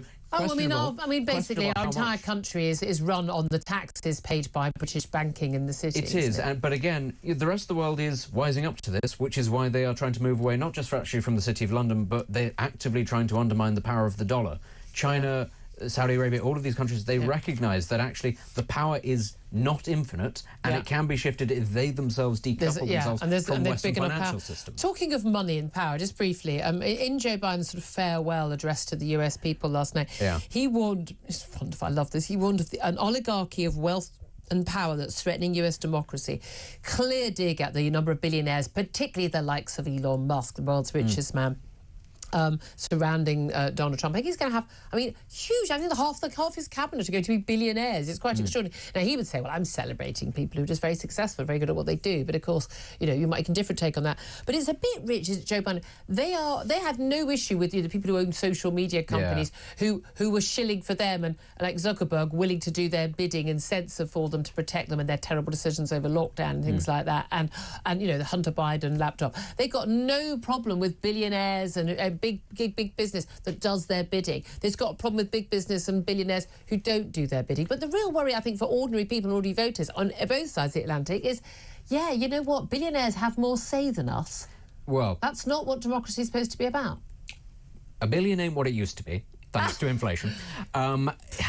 Ever thus has it been, though, in the United States and here, frankly. There is this idea that once upon a time we lived in this wonderful, perfect democracy. Neither the UK nor the US has ever been a fully functioning democracy. Money goes a very long way.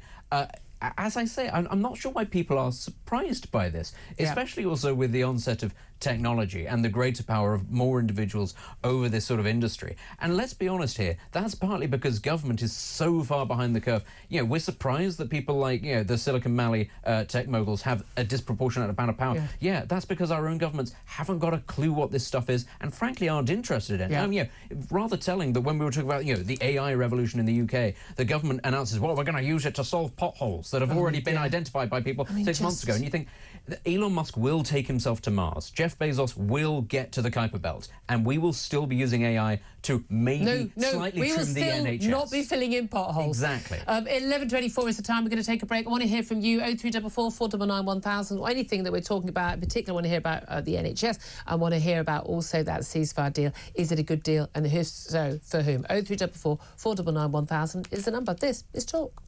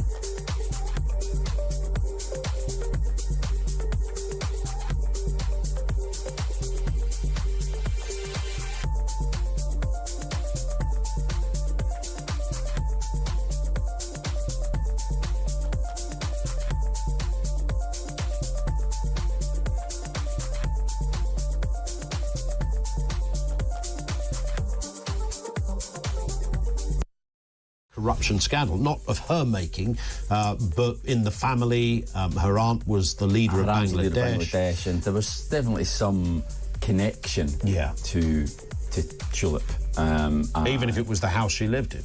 There was that, yeah. I think she was involved in some way in a deal done with Russia back in 2013, done with Vladimir Putin to build a nuclear reactor in Bangladesh. Yep. And she was pictured with her aunt and Vladimir Putin in the Kremlin.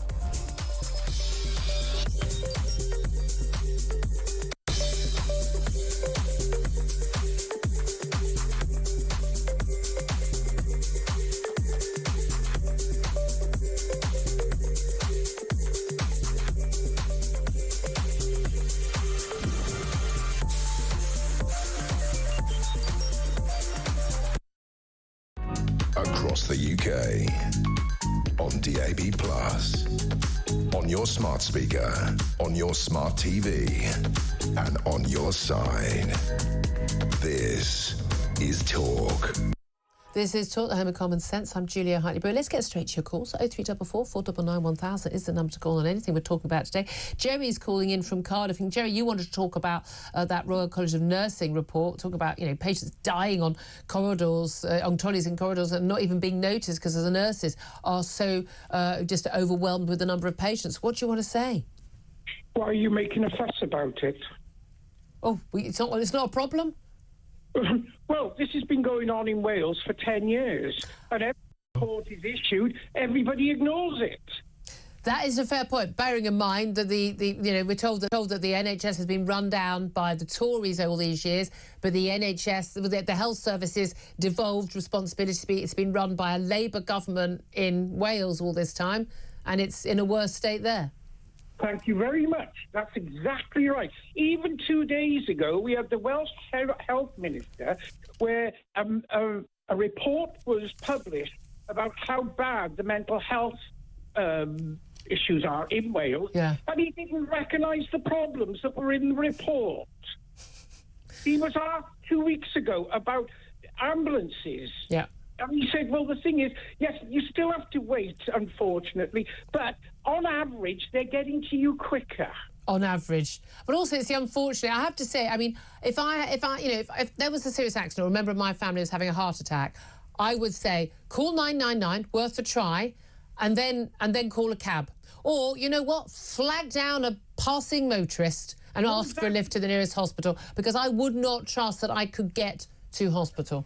But exactly, but all this business of people on trolleys has been going on for years in Wales. All the hospital A&Es in Wales are run down. It's like going into a war zone every day. What do you put it down to? Mismanagement by all the health administrations. You don't think it's down to money? Well, of course, it's not totally money. It's the health, like the trust boards are misspending money. The money is not going to where it needs to be, such as the front line. Yeah. It's more rainbow lanyards and attending conferences about net zero. Diversity offices. And let's go to this conference in America. We got to do this. We got to do that. But none of it is going to the front line. I just quickly will end this by saying, 8 years ago, I fractured my skull and was taken into hospital. I spent 2 days in a chair in the local A&E in Cardiff. I was then progressed out of the chair onto a trolley. And because I was still in the corridor, I was moved to a new room that they'd composed to put people in. There was 30 people in a room, all with different diagnosis going on, no curtains, some were in chairs, some were on trolleys. And now suddenly the nurses have written a report in England, and there's uproar about it. No, I can understand why you're so frustrated. I absolutely can, Jerry. Well, thank God you survived that. Jerry in Cardiff there, talking about the NHS. Let's also talk to Chris. Now, Chris, you're in Cambridge. We spoke about half an hour ago to Graham Linehan about this trans-identified man who's been nominated as one of the actresses, supposedly, for the Best Actress category. Can I just say first, that's why I love the Welsh. We all love the Welsh. Come on then. Right, come on then. So, Chris, what do you want to say? Look, now back to that. It's quite simple. We're all here, men, women alike. We should all be equal in terms of the way we live our lives, what we get and everything else. At the end of it, they shouldn't need...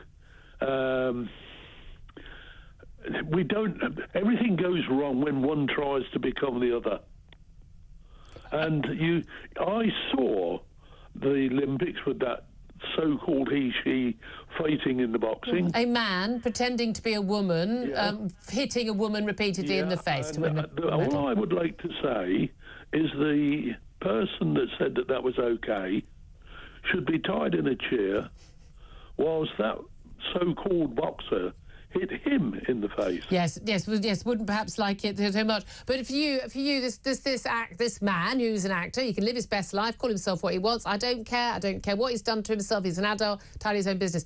But he has no right being nominated in the Best Actress category. There's only one answer to it. They have their own category. Well, their own... But why? Simple. Because they are entitled to take part in something. No one's stopping him taking part. He could be nominated in the Best Male category. Yeah, that's right. So he doesn't need his own category because he's already got one. He's a male. I totally agree with you. I always say you take a Ford Anglia, you change the headlights, it's still a Ford Anglia. On that, we're going to leave it. Chris in Cambridge, thank you very much, Steve. We're going to take a quick break. Up next, we are going to be talking to Dr. Lawrence Gurlis about what's going on in NHS. We're also going to talk to the crime editor of The Sun, Mike Sullivan, about that masked drill rapper being promoted by the BBC when it turns out he was the murderer of 16-year-old schoolboy Jimmy Mason. This is Talk, the home of common sense.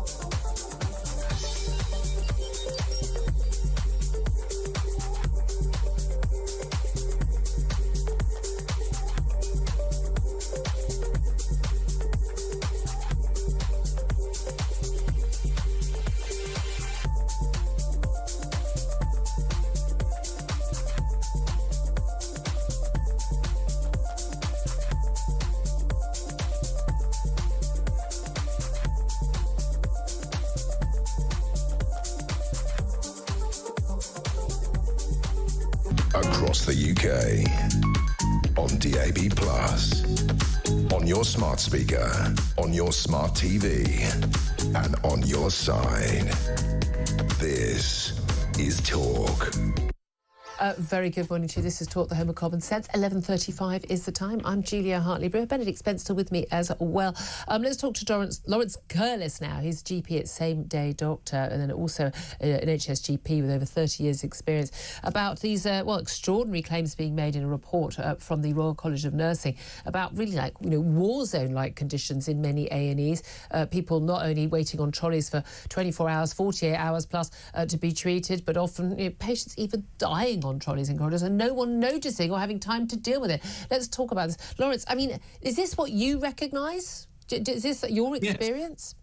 Yes, and as your caller from Wales said, we do have a winter crisis every year, so why the fuss? I think why the fuss... Well, no, his point was it's been going on in Wales for a decade and no one cared. Yeah, it's been much worse this year. We've been a bit unlucky because there is a very bad flu epidemic. We're seeing a huge amount of flu. I can't remember the last time we saw this much flu. We've been distracted by COVID, which we had no flu during the 2-3 winters of COVID. Yeah. And we haven't had a bad flu epidemic for over 10 years, but this is a bad one. And, the other thing, the timing is terrible because if we're going to have an epidemic, then over Christmas when people are socialising, going to restaurants, sitting indoors, it's a super spreader situation, and I'm afraid we're reaping the whirlwind of that. So we have been unlucky. I'm not apportioning blame. If you run a service at 90-95% capacity, then clearly when it's When these things happen, you don't have any. But the rest of Europe doesn't do this. The rest of Europe, and often those countries that don't even spend more as a percentage of GDP on their health services, they run at sort of 80% capacity. So if there's a major accident, if there is a big outburst of flu or any other disease, they've got the capacity built in. Not more stats that have come out today suggesting that 1 in 7 of all patients sitting in hospital beds right now in England actually don't need to be there. They are physically able to go home. I mean, 1 in 7. That's got up. It was 1 in 8. Now it's 1 in 7. But again, how many times have we been told we've got to deal with social care, otherwise we can't deal with the pressures both going in and leaving our hospitals? And yet, once again, the problem of dealing with social care and funding it nationally and tying it in with the NHS has been kicked into the long grass by a new government, as happens every time from every new government. I mean, remember Boris Johnson? I've got a ready-made plan. Never saw it. No, you're absolutely right. That's one of many factors, and the fact they kicked that can down the road was a great disappointment. You freeing up hospital beds would be important, but that's been it's there are many factors. I don't like to criticise my fellow GPs, but general practice is in its own silo, and they tend not to deal with seriously ill patients. I've heard GPs say, no, we're not for urgent care. You go to A&E, and A&E has become the dumping ground, I'm afraid. Neither an accident nor an emergency, something you should have gone to your GP for, And, I blame us, the public. Many of us misuse or overuse accident and emergency. And more importantly, we've voted for this because every time an election comes up, if any party were to say we're going to do a radical reform of the health service, with safety nets for the vulnerable, but there would be something that introduces fee paying to make us like those European countries you refer to, we wouldn't vote for it. So the public, in their own way, have voted for this, and we can't ignore our responsibility. If this is unacceptable to us, we need to do something about it. I've got lots of ideas, but I don't profess to be able to solve this problem. Our population has grown. We've got the elderly. But again, the people in charge, that world-class civil service we've got, and all those clever ministers and things. Surely, I mean, oh look, we've got a whole load of people, particularly say, I always talk about this. My parents' age, you've got the baby boomers. Oh, look, there's a massive, big, huge extra bulge in the population of another people who all in the last few years have got to an age where they're, I'm afraid, getting more ill. I mean, everyone you will see, there's a point where you've got these people who are really, really healthy at 70, doing really well. 75 seems to start going downhill. People need more and more care through their 80s and 90s, and it was totally predictable. It's as predictable as we've got a load of kids being born in 1 year. I wonder if they're going to need schools to go to in 4.5 years' time. It is ridiculous that we don't do any proper planning. We don't think we need to train up a load more doctors. We need to have more hospital beds. There's going to be more pressure on social care. It all happens to us, and it's an absolute surprise. And just as the winter crisis is a surprise every year, even though it comes straight after the autumn crisis. I mean, at the end of the day, it's a complete abject failure of long-term planning and thinking. And I blame both politicians, civil servants, but also, crucially, NHS managers. I agree with everything you say. Look, I think that we need to...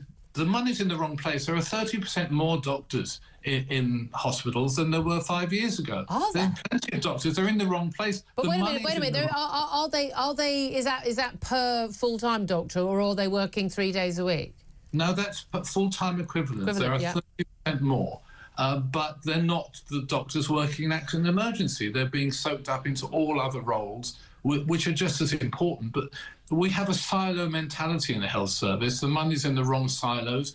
We should have an integrated system between general practice and accident and emergency. The separation of general practice and hospitals is one of the causes of this situation, because GPs and they're very busy, but they're doing a lot of admin, a lot of chronic disease management.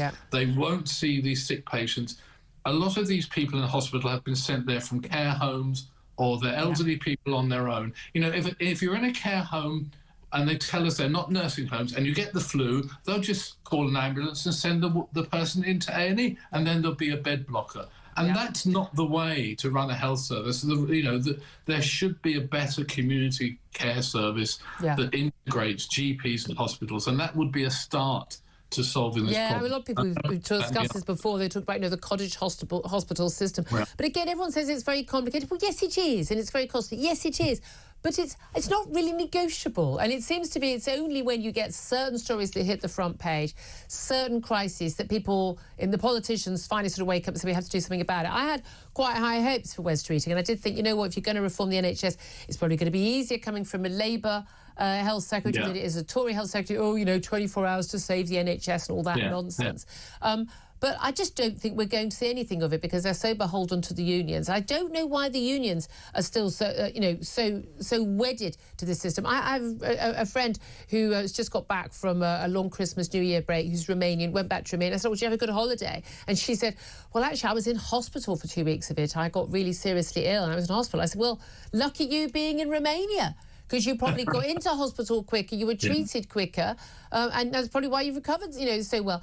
I mean, and she laughed and said, yeah, that's probably true. I mean, it is bizarre. I know so many people who now have private healthcare who either would never have thought of spending their money on it, they didn't have the money, that wasn't something they could just easily just get, or they morally thought, I wouldn't do that, that's, I rely on the NHS, who are now just, sod it. I do not believe the NHS is going to be there for me in my or my family's time of need. So people always say they don't want to have a service that's different for the rich, that's different for the poor. We've got that. We've got that. We've had a two-tier system for a long time. Exactly right. It's managed decline, Julia. We're just managing the decline of the health service. It's not going to change. There isn't the political will. There actually isn't the demand from the public because... The RCN can produce this report, but if everyone will forget this in 2 months' time. And 2 hours' time. Yeah, exactly. Well, I mean, again, it's just bizarre but I don't know anyone who hasn't got a personal experience of not being able to see a GP when they need to, not being able to get into A&E, not being able to get an ambulance. Everyone, I've got a healthy family. Okay, we're sort of, people eat fairly well. No one's sort of, they're not smokers or really obese. We're very, very lucky. We haven't got all these chronic diseases. And I know so I've got 4 members of my family who've been failed by the NHS in the last couple of years. So, I can't believe that other families haven't got more. So why isn't there a public demand for change? Because people in this country, they're absolutely wedded to the idea of not paying for healthcare. We do pay for it. We pay taxes. Yeah. There are people that refuse to pay anything extra. I know people, you talk about people take out insurance. I know people who can afford to take out insurance or to see private GPs who just refuse to do it. It's totally against their DNA. As far as they're concerned, NHS healthcare is, in inverted commas, free. Yeah. As you say, it's not free at all. We're paying a lot. Yeah. But people... Keir Starmer's family. He said he proudly tells this story, doesn't he? Yeah. It's fascinating, isn't it? Dr. Lawrence Gunn, I so appreciate you joining us, a GP at Same Day Doctor. Thank you for that. That he's been an NHS GP for years, but he also did private practice. People want to get access. Benedict Spence, what are your thoughts on this? On the subject of people getting private health insurance, a lot more people are, but also... It's not the answer for most people. Most people can't afford it. Well, that's the thing, it can't be. And also, increasingly, a lot of the people who are currently getting it are going to find it's actually increasingly unaffordable because their own wages and their own wealth are being eaten away by the lack of growth and or their company stops providing it. Yeah, so it's not actually a long-term solution because actually we aren't creating enough wealth in this country for it to be a long-term solution. Now, if you deal with that, you'll raise more in tax revenue, you'll have more money to throw on the NHS bonfire, but you'll enable people to also take pressure off the system by going private. There'll be more incentive for people, but if you don't solve that, you don't have that incentive. Also, the small issue that we've got, 10 million plus more people in the country. Yep. Who need healthcare. Who are not all net contributors, but, it's fine because the size of GDP grows or something like that. Some point worth making. A lot more people need more hospitals, more doctors, more nurses, more beds, but half-wit country. Just throwing that... we really aren't... We are a basket case of a country now, aren't we? We are, and, I'm sorry, people just assume that because you're a first-world country, you'll always be a first-world country. How did it go for Argentina? How did it go for Lebanon? These countries are not even second world countries anymore. It can happen if you just sit on your hands and go, oh, I'm sure everything will work itself out because of who we are. He's turned up in a great mood today, hasn't he? I'm in a fantastic mood. I'm just telling you how things are going to go. 11:46 is the time. Up next, going to be talking to the crime editor of The Sun about their incredible splash news today about a rapper on the BBC is the killer of 16-year-old schoolboy Jimmy Mizzen. I mean, but yeah, BBC happy to big him up, even though he's talking about and glorifying the murder he committed. We'll talk about that up next. This is Talk.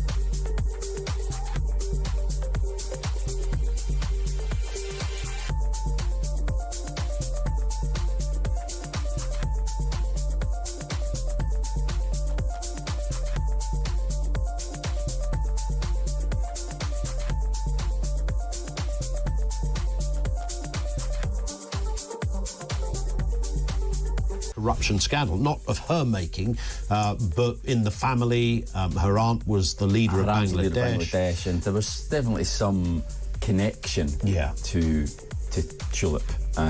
Even if it was the house she lived in. There was that, yeah. I think she was involved in some way in a deal done with Russia back in 2013, done with Vladimir Putin to build a nuclear reactor in Bangladesh. Yep. And she was pictured with her aunt and Vladimir Putin in the Kremlin.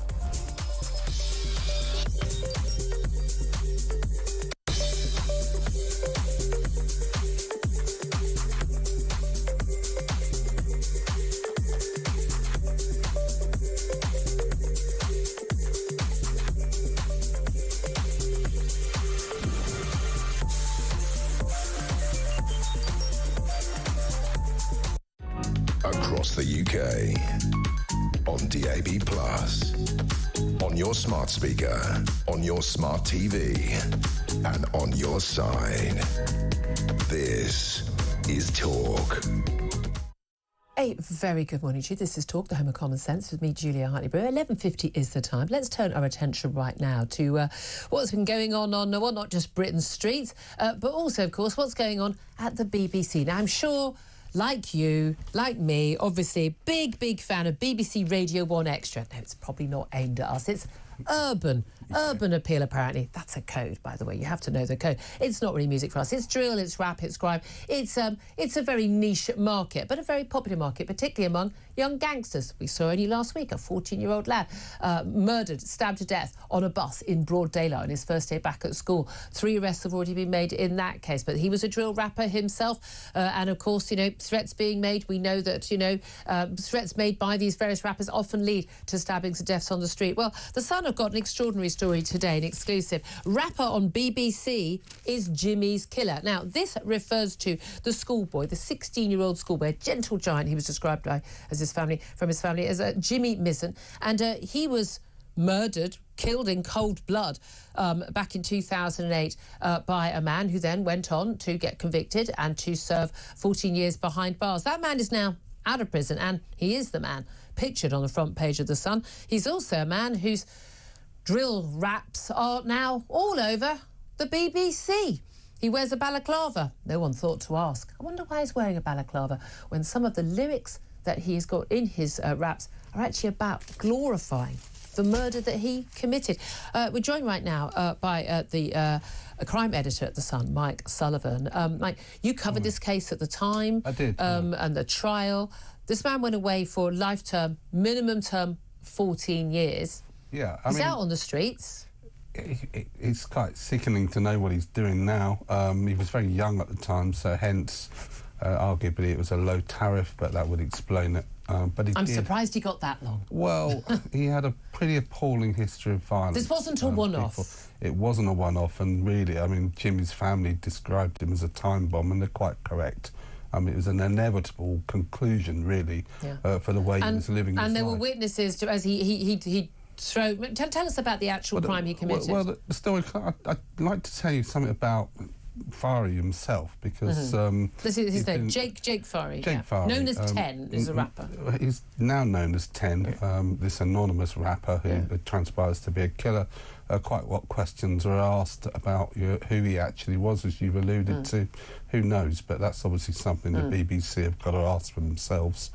Fari, his first involvement with Jimmy's family was when he was only 11 years old, and he robbed Jimmy's brother of 20 pence, punched him in the stomach after school. Jimmy comes from a very upstanding family. His mother and his father were very upset about what happened to Jimmy's brother, Harry.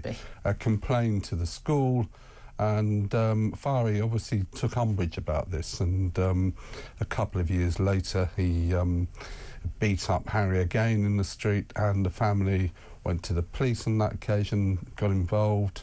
The police gave him a harassment warning, and this was one of the just a number of things which and it wasn't the only family he was targeting. I mean, and then he kills and targeting girls as well. It'd be a year before he murdered Jimmy, he'd been arrested for raping a 13-year-old girl and charged with it. That case was dropped. You see where we're going here. He's a wrong-un. He's a wrong-un. He's a wrong-un. He was a danger. He's wrong. He commits this murder. By all accounts, according to witnesses, he is in a takeaway. He swaggers out of this takeaway with a smile on his face. Well, yeah, in the first instance, he'd seen Harry, who he'd robbed previously, in the Bakers. Harry was with Jimmy. This is Harry Mrison, with his brother Jimmy, and started hassling him. I mean, now, Jake Fari is 5'7", Jimmy's 6'4", but he was only 16, and this Fari is aggressive, he's nasty. In a Bakers in Lee, south-east London, on a Saturday morning, sees them, starts hassling them, then started throwing plastic drinks bottles at them. The boys stood up to him. Fari, when left the Bakers, grabbed an advertising board with this metal frame and started poking at Jimmy, who punches were exchanged. The boys fell into this cake display. At that point, Fari's arrogance couldn't sort of let this go, so he grabbed a hot glass dish of sausages and hurled it at Jimmy.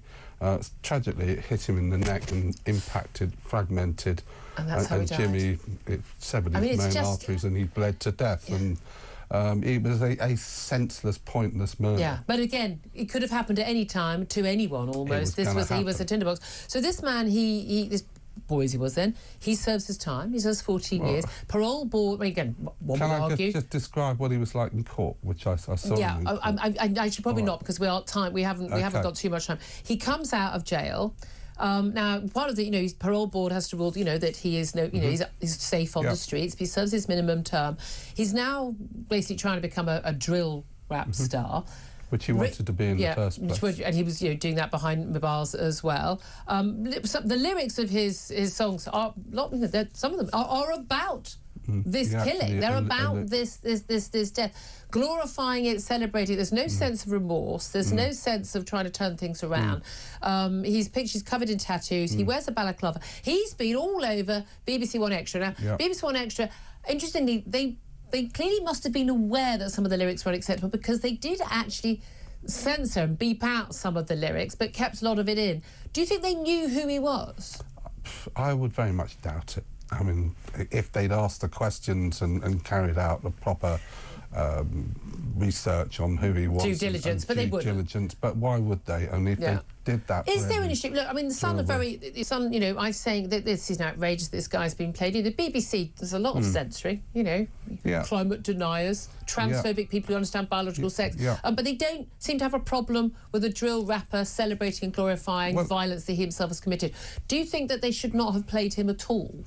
I think playing him was okay, but violent lyrics are unacceptable. The BBC Charter was very clear about this. Yeah, we are paying for this as licence payers. If you want to listen to this stuff on pirate radio, okay, but not the BBC. And even if the BBC censors, you know, does a little beep, you know, or blocks out some of those key words, basically you're bigging, you know, the DJs are bigging up this drill rap star. People can then go and find him on YouTube or Spotify or whatever, and then they can go and listen to the actual words, which are all about glorifying violence. And this at the same time as the BBC will be doing news reports saying, isn't it awful that all these young lads are killing each other, and often spurred on by these sort of drill rap battles that they have. I mean, it revs it up, there's no doubt about it. I mean, we've seen that in lots of different court cases. It's been behind a lot of murders. However, there are some drill rap songs which are good, that don't allude to glorify violence or rape or murder. And I think in that respect you've got to be careful. I don't see I don't want to ban. I don't think we should ban a genre of music. I mean, otherwise, what happened to punk rock? I mean, exactly. But in this instance, I mean, you've got him singing on the BBC about watching a man's soul leave after stabbing him and melting like Ben and Jerry's ice cream. Yeah, I mean, and celebrating it. But the key thing also, I mean, you're not allowed to profit from your crimes once you leave jail, are you? You're not allowed to profit, no, from selling media stories, so arguably that could potentially be we understand prison authorities are looking into it. Yeah, the BBC are looking into it. What they'll be able to do it. I mean, whether he's actually committing a crime is another matter. So they might be able to impose some kind of restrictions where he doesn't glorify what he does. Or he has to have his lyrics checked. Yeah, I mean, again, I'm a free speech advocate, but there's some big question marks about this. Mike Sullivan, thank you so much for coming in talking about this. Crime editor at The Sun. We'll talk about this more. I'd love to hear your thoughts on this. Give us a call, 0344 499 1000. Coming up next, we're going to take a quick break to the news. We're going to talk to the former Deputy Mayor of Jerusalem about whether or not this ceasefire deal is actually going to happen, and if it does, is it a good deal for Israel or Hamas? This is Talk.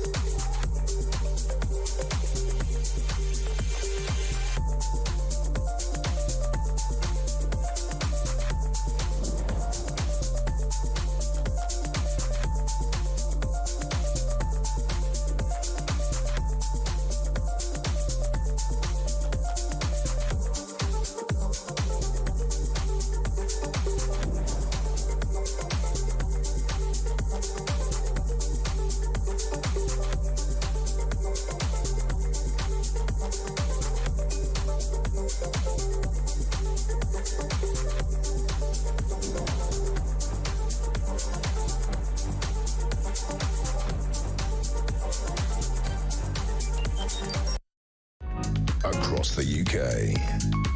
On DAB+, on your smart speaker, on your smart TV, and on your side. This is Talk.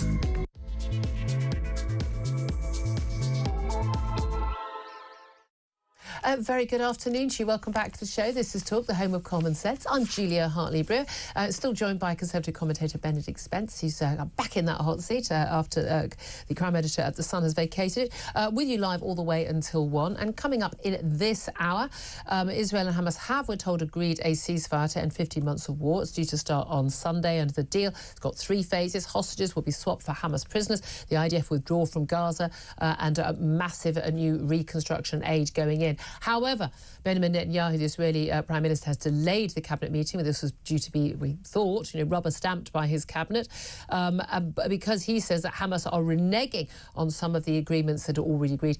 Things like, for instance, whether or not Israel has a veto, as Israel said had been agreed, over which prisoners get released. Also, we're going to be talking about an extraordinary situation where immigrants in Sweden are being asked to prove that they've lived an honest life before being granted citizenship under tighter rules announced by the government. I mean, what a silly idea. Well, I mean, we would never do that here, would we? Shouldn't we? Plus, Kemi Badenoch is admitting in a speech to be made in the next few hours that the Tories did make mistakes over Brexit, over immigration and net zero in a major speech. But has she identified the right mistakes? Meanwhile, Lib Dem leader Ed Davey has said the UK should negotiate a new customs union deal with the EU. Of course he has. And this is going to surprise you, not at all. Heat pumps may never be cheaper than gas boilers. That's according to the Net Zero Secretary Ed Miliband. Heat pumps currently cost around 10 grand. That's compared to around 3 grand for a gas boiler. But that doesn't include all the massive cost, all the redecoration, all the restructuring you have to do to have one of those heat pumps. Oh, yeah, and the silly thing, I often forget to mention this, they don't work because they don't heat your sodding home. Anyway, that's all coming up. And whether you are listening on DAB Plus radio or on your smart speaker, watching on YouTube or on your connected device, it's fabulous to have you join us. Great to have you also getting in touch on all the big stories we're talking about. Let's get to more of your calls in the next hour, asking you specifically about 2 topics, but always happy, as you know, to hear on your thoughts on all the topics we're talking about. First of all, is the Israel-Hamas ceasefire deal, assuming it does go ahead, is it a good deal? And if so, for whom? Also, that harrowing report from the Royal College of Nursing revealing that dead patients are lying undiscovered on trolleys in corridors for hours in A&E because NHS staff are too overstretched to notice. Some nurses having to deal with up to 40 patients at a time. I mean, basically 39 patients ain't getting dealt with. I want to know your reaction to that. What's your experience, whether you work in the NHS, had to use the NHS in recent years? Do get in touch. Give us a call, 0344 499 1000. Text the word TALK, then your message to 87222. You can also get in touch on X at talkTV. Calls are charged at the national rate. Text costs 1 standard rate message. We're hoping in the next couple of moments to be speaking to Fleur Hassan Nahum, former Deputy Mayor of Jerusalem. Benedict Spence, just a quick word from you there. This meeting, this Israeli cabinet meeting has been delayed. Hamas accused of reneging on deals. Do you think the ceasefire deal is going to get over the line? It's going to actually happen on Sunday? I think it's probably a bit touch and go. I wonder if it's entirely because of Hamas sort of reneging on the deal or trying to change parts of it, or whether or not it's because Netanyahu has to try to keep his coalition together. Yeah. I do wonder if maybe there's going to be a bit of politicking there, because I sincerely doubt many members of his coalition are going to be particularly thrilled by this, and it'll be as much about him being able to say to them, look, it's just a temporary thing, we'll get back on track later on, or whether or not this could be an existential problem, because ultimately Netanyahu is a political survivor, and a lot of this is about the just survival of his own government, as well as the war in Gaza. And just him, really, isn't it? Well, look, let's talk to Fleur Hassan Nahum right now. She's the former Deputy Mayor of Jerusalem, and she's now the Israeli Foreign Ministry's Special Envoy, and has joins us once again. Good afternoon, Chief Fleur. Hi, Julia. How are you? Thank you so much for joining us. I think I'm rather better than you guys over there, because I'm looking at the terms of this deal. I think it's a terrible, terrible deal, unless, of course, you're one of the Israeli hostages currently being held by Hamas. First of all, before we get into the nitty-gritty of it, do you think it's actually going to happen? It's supposed to come into place on Sunday. We've already had, more rockets exchanged, more gunfire exchange between IDF and Hamas. 73 people in Gaza or killed since that deal was supposedly struck. We're now told that Hamas are trying to backtrack on various aspects of the deal. It's not been rubber-stamped by the Israeli cabinet. Do you think it's actually going to happen? I think it's going to happen for one main reason, because of Trump, and Trump coming in on the 20th of January. I think that, people say that it's a very similar deal that was on the table in May, which even to Antony Blinken admitted was because Hamas decided not to take the deal. So Israel has always been willing to make some type of deal to get our people home. It's a national ethos in this country that no man or woman is left behind. And so, you ask how people feel. It's when your heart and your head feel different things, or are thinking. You think something, but you feel something else. You have young women who we know are being raped and molested and tortured there. We have a 3-year-old baby, a 1-year-old baby. How can we not do everything in our power to bring these people home? And so in the first phase of the deal, these are the other hostages that are supposed to go home. Will we get to the second stage of the deal when everybody else comes home? That nobody knows, and that's what we fear. I mean, that's the thing, isn't it? We don't even know at this point how many of the hostages are actually alive. What I find extraordinary is having to exchange later in the process bodies of hostages for live prisoners, when we know that a number of those prisoners are Hamas terrorists. It sounds like that Hamas are trying to renege on the deal that we understand, there are obviously third parties who can verify this, that had been agreed, which is that Israel will have a veto on who could actually be released. But we know some of the people who would be released back to Gaza, to the Palestinian territories, are, violent killers, terrorists, people men serving incredibly long sentences. That's happened before. Yahya Sinwar, mastermind of the Hamas attack on October the 7th, one such released prisoner. Is there a worry that, yes, you might get some hostages back this time, and this is a price that it's just the exchange rate these days of what you have to do. But are you not fearful that you are setting yourselves up for another October the 7th? Hamas have said that's what they want to do. There's no reason to think they've changed their mind, is there? This is actually a national dilemma, Julia. Do you negotiate with hostages to bring every man or woman home? A lot of people feel that the state let them down on October 7th. Where was the army? Where was the police? And therefore, our basic obligation to our citizens is to do everything we can to bring them home. But let me tell you what has changed. And let me tell you why I don't think October 7th would happen again.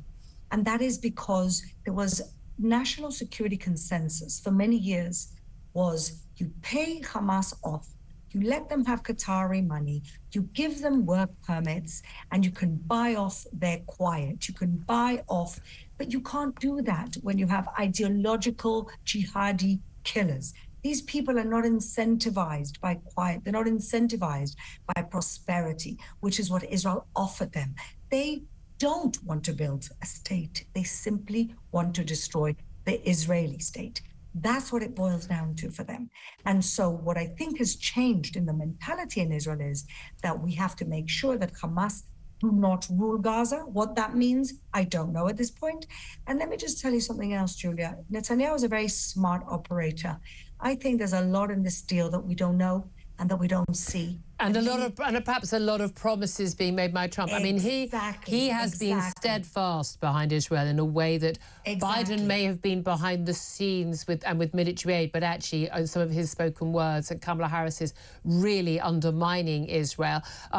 But in terms of his appointees, Secretary of State, Defense Secretary, they are 100% not only pro-Israel, but we need to destroy Hamas. Now, we heard from Antony Blinken, the outgoing Secretary of State for Joe Biden's pick, who I think has actually been doing a really very impressive job in the Middle East.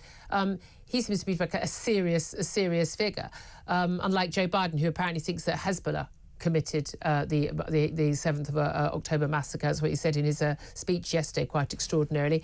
But Blinken was saying, look, figures that Israeli have given out suggesting that some best part of 20,000 of those who've been killed in Gaza, of the claimed sort of 47-ish or whatever thousand it is. I mean, all those deaths of any innocent child we will all mourn for, but some 20,000 are actually Hamas fighters. I think it's a good thing that those people are not alive to cause more havoc and mayhem, not just for Israel, but for the Palestinian people.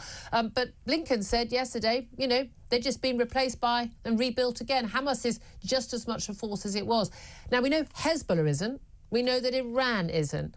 Is that crucially also what's changed, or is Hamas just able to with the aid money and the rebuilding, reconstruction money, they're just able to go in and do exactly the same again. Build up their weaponry, build up shore up their support among Palestinians, ready to fight again. I think it's different this time for a number of reasons. I'm praying that part of the deal that we don't see is the commitment of the Americans to actually start the process of getting rid of the Islamic Republic of Iran. Now, Hamas is a proxy of the Islamic Republic of Iran, as is Hezbollah, as are the Houthis, and are the Shia militias in Iraq. But imagine if what we are going to be seeing this year is the West, democratic countries helping the Iranian people get rid of the very toxic, genocidal, the biggest exporter of terrorism regime that they have. Imagine this is part of the unspoken deal. And then we have a completely new reality, not just in Israel, but in the entire Middle East, because Hamas, without the help of the Iranians, are nothing.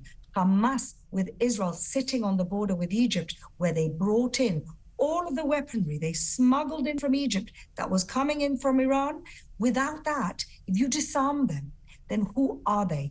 The question is, who rules Gaza the day after? And in my dream, we could use the Abraham Accords, the advancement of the Abraham Accords to countries like Saudi Arabia to actually create a positive enclave of Sunni moderate leadership, like is the UAE, like Bahrain, and like Saudi is becoming. Well, yeah, I mean, again, people talk about moderate. There's moderate and there's moderate. Not quite as completely lunatic and extremist and violent. I mean, that's your best bet, isn't it? I mean, I'm sorry, but let's have a reality check Julia, about the UAE and Saudi Arabia have banned Al Jazeera, and the UK hasn't. So let's put things where they are. Well, yeah, I don't think that. Al Jazeera, yeah, but I realise it's a poison machine. They are.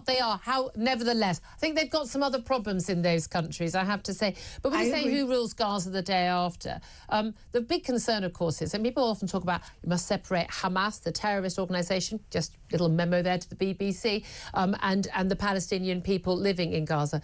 But the reality is that Hamas has had a lot of support. Now, they haven't had elections for, 20 years now in Gaza. But I mean, and it's how could we possibly tell from polling, to people when there's a man with a gun at the end of the street, know whether people are giving honest answers. It would appear that people in Gaza do support Hamas by and large. We also know the propaganda that children are being sold, in the books that they've had to read, often in schools run by UNRWA, amazingly, that a UN agency paid for by often our aid money, telling them, the highest achievement of a child in Gaza could be to put on a suicide vest, be a martyr and kill as many Jews as possible. Exactly. How do you overcome that? Because this peace deal doesn't change any of that. It really just depends who rules Gaza after Hamas. And I don't think we're going to see any of that for the next few months. We need to get over this peace, this ceasefire. We need to get our hostages home, as many of them as possible. Like you said earlier, we don't even know who's alive and who's dead. They're talking about the first 33, only 23 being alive, and the cruelty of these mind games, that we don't know who's going to be walking through and who's going to be coming in a box. So at the moment, there's still many things up in the air. And you are quite right that Hamas is so entrenched into every part of civilian life in Gaza, and people are so indoctrinated that you can't imagine what it can be like. Yeah. But I really think that the minute the West decides that they're no longer supporting and they're no longer going to put up with giving money to a Palestinian leadership that pays people to kill Jews and pays schools to teach hatred and indoctrination, the minute the aid stops and the minute we can stop Iran from enriching their proxies, that is the beginning of the end for these proxies. Well, we certainly hope so. Let's talk about what could happen, assuming this deal does actually go ahead, assuming we get the agreement from Hamas and from the Israeli government fully to this. On Sunday, now this is the final day of the Biden administration, the day before the Trump inauguration. You mentioned Trump in your first answer about how him basically saying, sort of hostage deal before I get into office or all hell's going to break out. In terms of what you're expecting to happen, do you expect there will actually be hostages released that first day? Because we're looking at only 3 hostages a week being released, and we don't even yet know exactly who is alive and who isn't. It'll be women and children. I mean, again, we hope, I mean, certainly as a the British-Israeli woman, 28-year-old Emily Damari. But also, I mean, I think for most of us, I think, the little, was it Kafir and Ariel, aged, I think 1 or 2 and 5 Bibas, and their mother, Shiri, held captive. I mean, one would hope to God that they're still alive. But it's women and children and the elderly first. But, I mean, how sure are you that those people are actually still alive? We're not sure at all. What they're saying here is that a majority of the first 33 hostages to be released are alive. And that doesn't give you a lot of confidence when it's coming from a genocidal terrorist group. And we don't even know if the Bibas family are alive because we've had absolutely no proof of life. Yeah. We're praying for all of them. And when you talk about humanitarian hostages, who isn't a humanitarian hostage at this point after 470 days in captivity, not seeing the light of day? And of course, then you have the families who have sons and the younger boys in the supposedly second phase saying, well, who's guaranteeing that my son is coming home? It's heartbreaking, but this is part of this psychological warfare. They're drip feeding us the hostages whilst we have to release murders back into society. And what else what else can a country do? What else can we do? Yeah, oh no, but look, if it was my family member, I'd say release 1 million prisoners to get my child home. That's what you do as a mom, wouldn't you? But I do worry. Again, we've always said in the West, we don't negotiate with terrorists, we don't pay ransoms. This is effectively a negotiation with terrorists and paying a ransom to get your people home. I completely understand why. My worry is this just prepares the next. They have learned again and again and again, and this beyond that not only does taking hostages innocent men, women, children, not only, and the games they've been playing, the videos, the taunting, it's disgusting behaviour from these. I mean, they're animals. Hamas terrorists are animals. But not only have they learned that taking hostages works for them, but like literally what they can get, not only in terms of trying to negotiate and getting what they want, getting their own terrorists out of prison, but also crucially the way they've been able to use innocent civilians in Gaza, innocent hostages as a negotiating tool to win support from, frankly, the useful idiots around the world, the kafir-wearing classes on university campuses, in our media, BBC, and frankly, in our government right now. Julia, starving their own people, preventing their own people, selling at a premium the humanitarian aid the whole world is sending them and that Israel is facilitating. This is the type of people. I have a podcast. I interviewed a soldier recently who told me that he saw from a drone a Hamas terrorist killing a 5-year-old Palestinian boy who ran out of this hospital, the hospitals that they accuse us of attacking, where they're keeping their own people hostage. And one little boy ran off and he got killed. He got shot in the head point blank in front of his mother. These are the type of animals we're dealing with. Well, this is true. I mean, this is true. Look, I really hope that this can be resolved. I hope to God that we do see those innocent hostages brought home, and I also hope that innocent people in Gaza do get to start a new life. I fear, alas, though, that this isn't going to go as well as many are hoping. Wish you the best, Fleur Hassan Nahum, Israeli Foreign Ministry Special Envoy. Benedict Spence, you've been listening to all of that. What are your thoughts? My thoughts are deeply sceptical about the longevity of this ceasefire. There isn't a world in which Hamas and Israel can coexist. Hamas is still the ruler of Gaza. And is committed to the destruction of Israel. Yeah, and to be honest, when your options are either that or, I don't know, the Palestinian Authority, which has sort of proved themselves wholly dysfunctional, unable to govern the West Bank particularly effectively, I'm not optimistic. I have to be honest. I understand that there is a desire to be seeing, for there to be progress, but ultimately, for as long as these organisations are the ones that are running the Palestinian territories, I don't see how we actually move on. And the problem is, for as long as the Palestinians don't recognise, A, that they have lost this conflict and that right now is probably territorially as good as it gets for them, then we're simply going to see Israel actually shunt further and further to the right. Yeah, and Israel's going to take the West. Well, as they recognise that actually that there is so much support for the Palestinian cause course, across the world that isn't being addressed properly. In Western nations, it's just been allowed to sort of fester and go unchecked. What will the average Israeli do? Will they think, oh, that's fine, they're all on our side? Or will they go, hang on, this is really still an existential thing for us. We can't guarantee the support of Western nations. And even though for the time being the United States will not countenance a threat to Israel, that doesn't mean that in 50, 60 years' time that won't change. Or in 4 years' time. I mean, also, who knows, with Donald Trump, I think this is one of the few things he's been fairly consistent on. Again, this is not just an existential battle for Israel and for Jewish people against his forces. This is an existential battle being fought by them on our behalf, on behalf of Western civilization. These people don't just want, and again, and I'm sorry, it's not just Hamas, it's not just Hezbollah, it's not just Iranian mullahs. Large swathes of people in the Middle East sign up to this ideological, political Islamist thought. They don't just want every Jew on this planet, not just in Israel, every Jew on this planet to be slaughtered.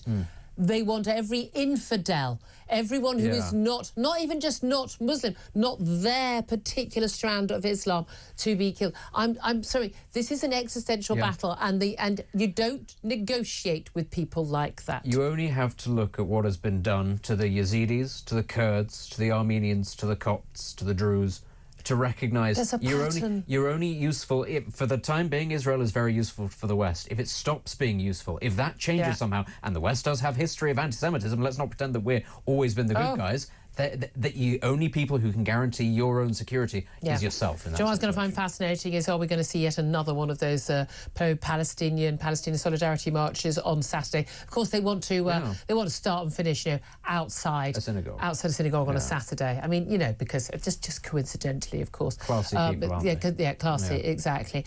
You got your ceasefire. You don't have to be on the streets anymore. Oh, it wasn't about that, was it? There you are. 12:23 is the time. Love to hear your thoughts on this. Love to hear your thoughts also on the war zone in our A&E departments, people dying on trolleys in corridors without nurses having the time to even deal with it or even notice. Also, a lot of people calling in reaction to the story about that drill rapper who served time behind bars, 14 years minimum, term for the murder of a 16-year-old schoolboy, Jimmy Mizzen. But now he's out trying to profit, becoming a drill rapper, celebrated by BBC One Extra. For his drill rap, even though he's actually glorifying the crime he committed. We'll talk about that up next. Do give us a call, 0344 499 1000. This is Talk.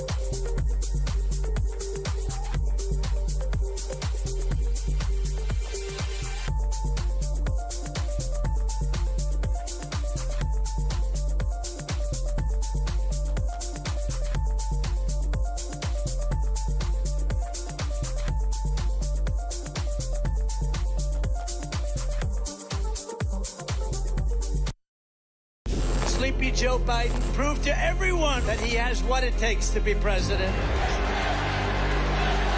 So now we have a new victim to defeat, Kamala Harris, L-Y-I-N apostrophe. Take a look at what happened.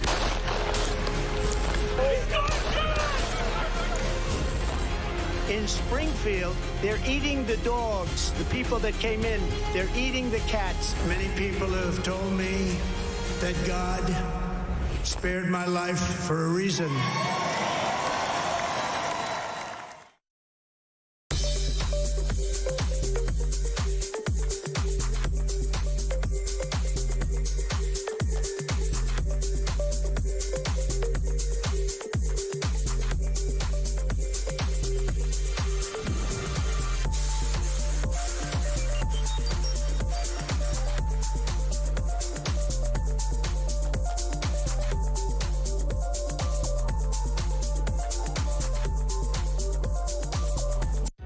Across the UK, on DAB+, on your smart speaker, on your smart TV, and on your side.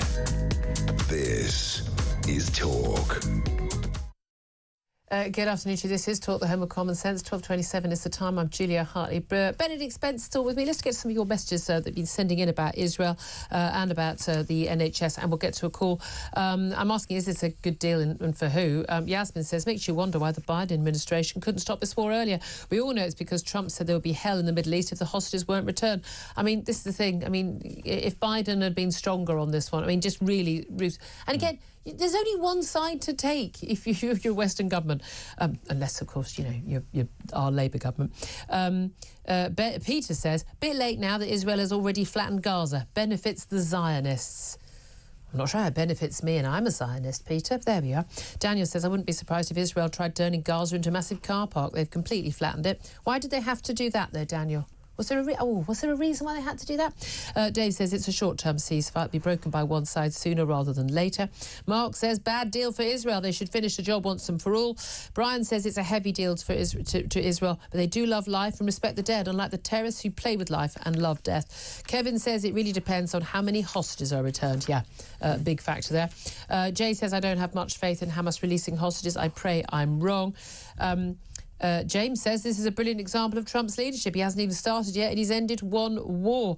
Again, I don't think this is a peace deal. This is a temporary ceasefire. We'll see what happens.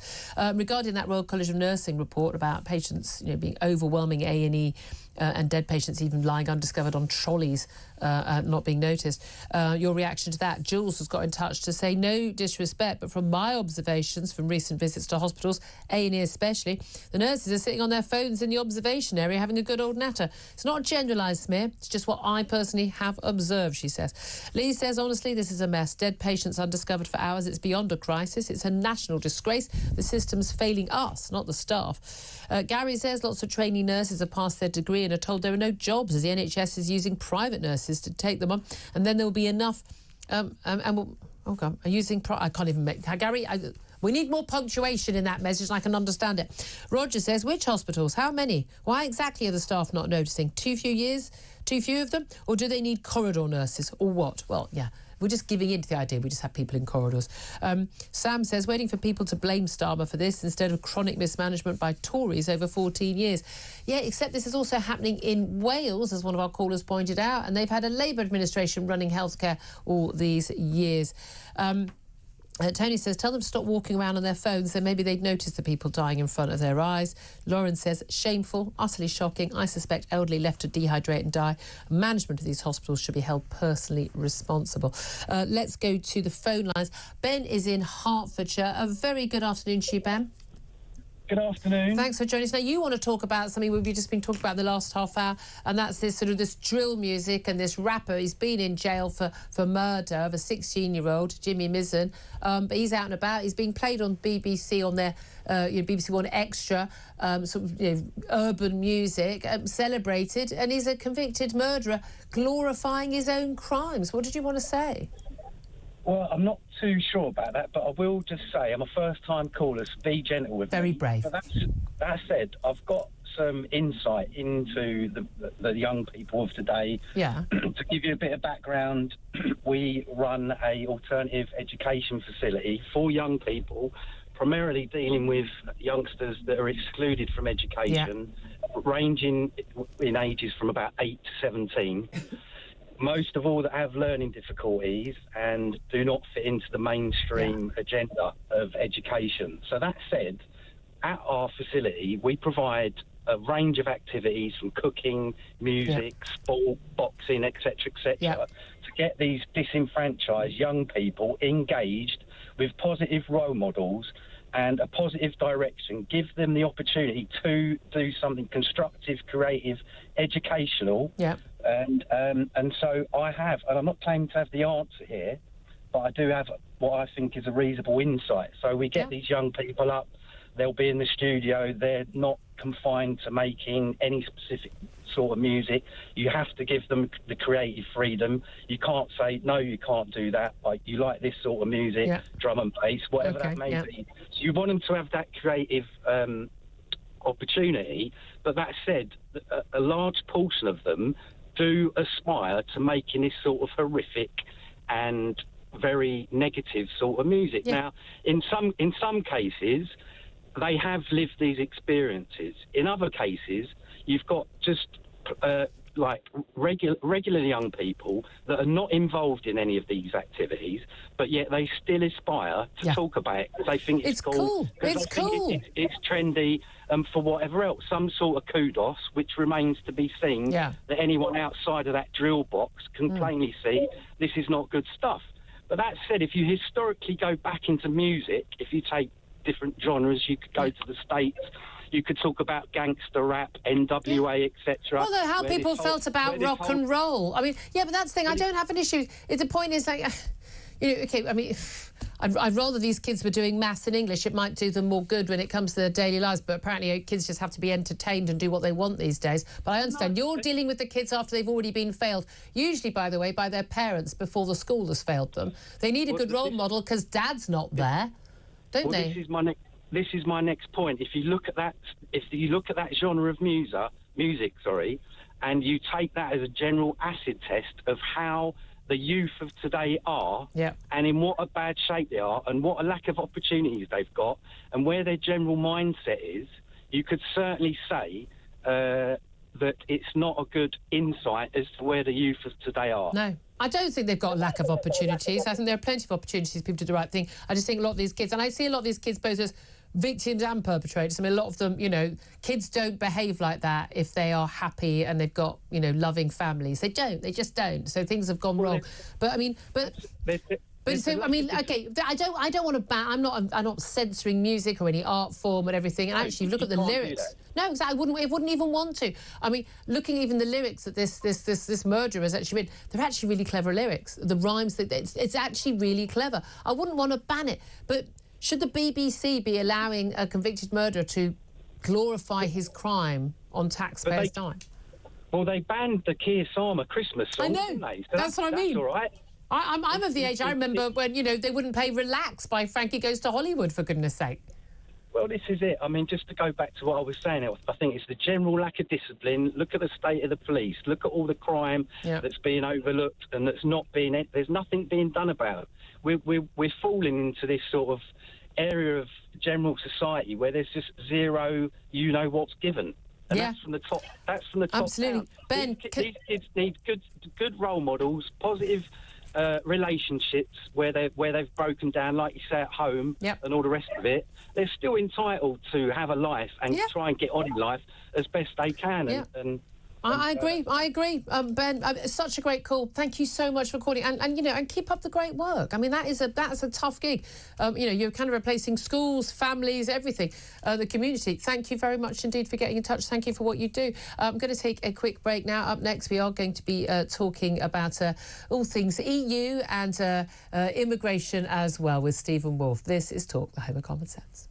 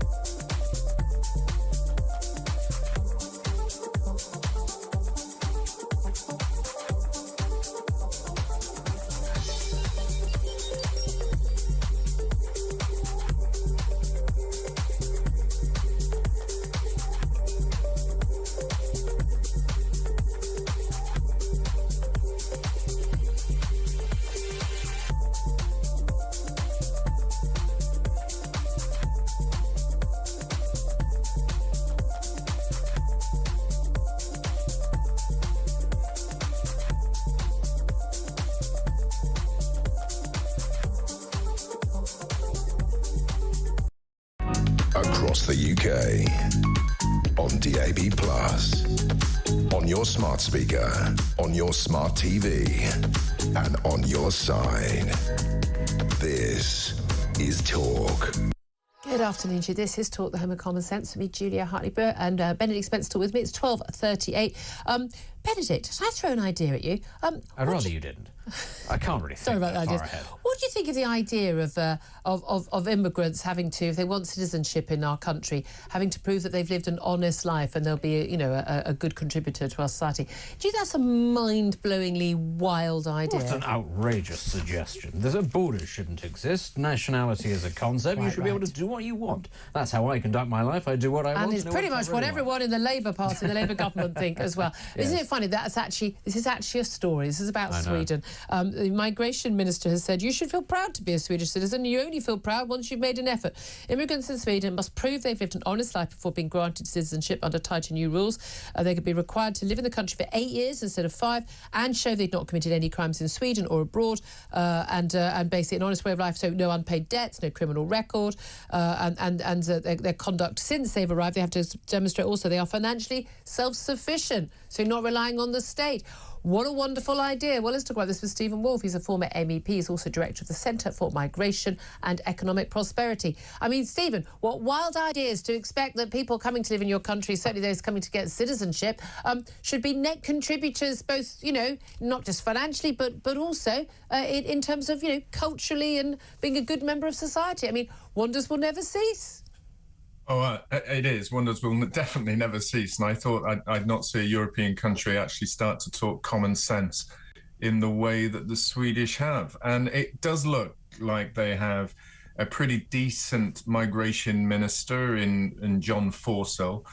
He basically got something that we also believe is very much common sense, that citizenship must be earned and is not handed out immediately. Yeah. How shocking is that? We'd love the Labour Party to come out and say exactly the same. I mean, I think one of the most shocking things about, probably one of the least shocking things about the horrific grooming and rape gangs story that's, it's been around for 20 years and Elon Musk dragged up at New Year again, is that, talking about these dual British Pakistani nationals, so people not born in this country or people who are born in this country but do have access to another nationality. That, how many of these people, why were all these, kebab shop owners and taxi drivers living in Rochdale and Rotherham and Telford, why were they given British citizenship? What were they contributing? What benefit was there to British people from these men and their families being in this country? And I know, difficult question to ask, and clearly, obviously, Labour and the Lib Dems and Greens will shout racist at me now, but it's a perfectly legitimate question. It is, and if you listen to those people who sit on the Migrant Advisory Committee, which oddly enough, this is totally a side issue there, they actually published their report from a year ago, only 2 days ago. So that's how much information we get about migration in this country. They would say a taxi driver and a kebab shop owner are net contributors to this country. But selling a lot of kebabs. Yeah, well, we'd have to. And I'd say that's very, very different to the story that we're looking at. And when you're looking at Sweden, their proposals are actually, again, I think, incredibly common sense. You have to contribute and have a system of society and values and language, which we all work together, John Forster says, that brings people from disparate countries together under those Swedish values. So you can't be a criminal. We're going to extend your time in Sweden from 5 to 8 years. You've got to be financially sound to be able to stay here. Yeah. You can't have backing out on your debts. And I think that's perfectly sensible. My interesting point here is whether now with the group of 7 countries that Sweden is now looking at as being to create a stronger immigration policy in the EU, is whether they'll start trying to put this across the EU. Yeah, I mean, that would be fascinating because, I mean, certainly we are seeing many major countries in the EU sort of moving in that direction, realising the error of their ways. I mean, Denmark was perhaps the country that woke up the first and didn't allow the sort of mass uncontrolled migration, and they do not see some of the same problems some of these other countries have got. Let me also ask you about what is going on back here at home. Kemi Badenoch, the Tory leader, is making her first major speech of 2025. I think there's things going on in the rest of the world that perhaps will rather overshadow that. But apparently she is going to say later this afternoon that, the Tories have made mistakes, particularly over immigration. So, promising to cut immigration, control it, and then actually putting rocket boosters under it. Mistakes over net zero in terms of having a 2050 target and not really having a plan to how to deal with it. I mean, we're going to talk to a guest about that in a few moments, but I would argue you shouldn't have had the target in the first place. But also mistakes over Brexit. So delivering Brexit, but not really having a plan for how we would grow outside the EU. Just tackling the immigration side and the Brexit side, as someone who's a former MEP for the Brexit Party, what do you make of those? We haven't got the full text yet, but what do you make of what we're hearing, of what she's going to say? Well, I like to see the fact that she's going to apologise deeply. I mean, because it certainly is something that we have noted. You and I both campaigned extensively for ourselves to leave the European Union, to create the opportunities that I still believe are there for us to expand our economy, control migration, reduce regulations, opportunities for our businesses to expand, all of that. And yet it wasn't carried through by the Conservative government. Boris Johnson desperately failed on immigration. He's now actually creates more immigration in this country than Tony Blair, if you look at the statistics. And that's not something that he will have in his political history. No, I mean, more than 1 million people net every year coming to this country under Boris Johnson. Yeah. Legally handed visas. Apparently a complete surprise to Number 10 and the Home Office. Utter surprise after they handed out the visas. Yeah, I'm stunned. That's the same sort of sentiment and statements that Tony Blair has made consistently, that, yes, we were told that only 8,000 to 10,000 people would come from the European bloc when we opened it to the AA. Oh, wasn't it shocking that hundreds of thousands came very, very quickly? It's almost like they weren't warned about it. Oh, they were, of course, by Migration Watch UK, but there we are. But this is the thing. I mean, it's all very well apologising. Do you think anyone will ever trust the Tories again on that? I think this is where the real problem lies, Suman, is that you have Robert Jenrick now, who is becoming incredibly strong on the issues of deportation of those who are illegal immigrants into the country. He's been really strong on the sexual exploitation gangs, which I think we should have a new investigation into that, a proper investigation into that area. So he's trying to bolster that at the back. The question of whether the public will still believe them after they've seen the big three issues that you talked about failed, and whether her apology is enough, I just don't think it's there at the moment. No. And I think Reform would have to make some pretty big mistakes for them to actually allow people who've moved from the Conservative to Reform to go back again. Yeah, this is a long journey. Certainly not ready there, yeah. And in terms of Brexit, I mean, saying, we should have prepared more for it. But, I mean, again, I think everyone does forget, and God, the Ramonas love mentioning this, what's happened to the economy and inflation and things like that. Yeah, small matter of lockdown, by the way. Small matter of lockdown that happened at the same time across the nation and across the world. But also, what do you make of the Liberal Democrat leader, Ed Davey? It's been billed as his first major speech of the year. I'm not entirely sure that the Liberal Democrat leader makes major speeches, but I'm biased. And he says that the UK must rejoin the EU customs union. That's where our future lies. What do you say to that? Well, I think Ed is actually trying to channel Limahl from the 1980s with Never Ending Story. Perhaps he wants to sing... What a cultural reference. Yeah, well, maybe he wants to call it Never Ending Rejoiner, because if you only have to look across the continent, I think the EU is beginning to recognise they're facing an economic apocalypse, which includes stagnation, inflation, weak productivity, weak competitiveness. Only 4 of the top 50 tech companies in the world are from the EU. Yeah. None of the 15 best electric vehicles are from the EU. If he wants us to join that failing organisation and go back, it will only make our nation decline even more quickly. It is fascinating. He says we should have weaker links with America. I mean, I don't think the man can read a spreadsheet. Actually, I don't think Rachel from Accounts can either, but there we are. Stephen Wolfe, great to talk to you, as always, former MEP, Director of the Centre for Migration and Economic Prosperity.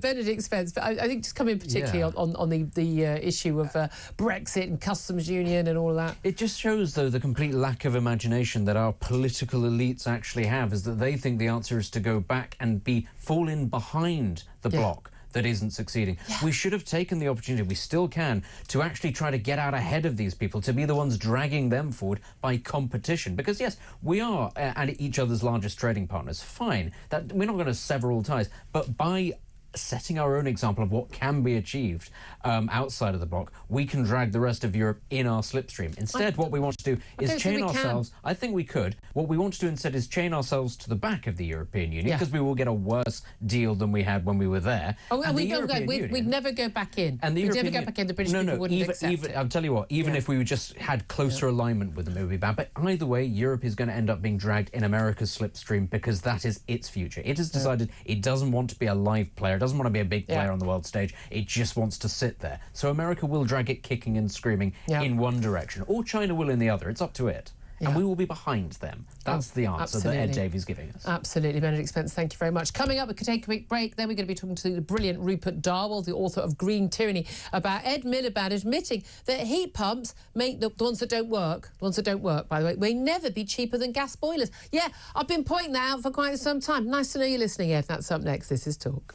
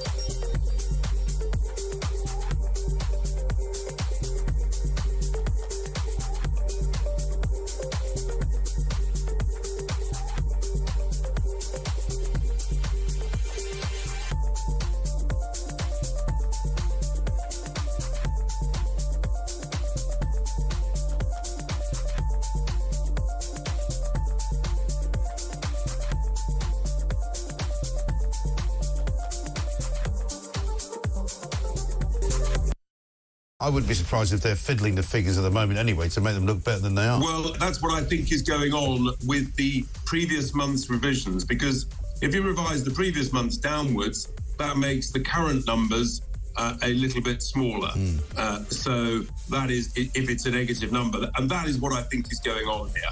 And we've got a government, of course, that came in saying that they were going to elected on stability and growth. Well, we've had instability in the finance markets and the currency markets, and we've got no growth whatsoever.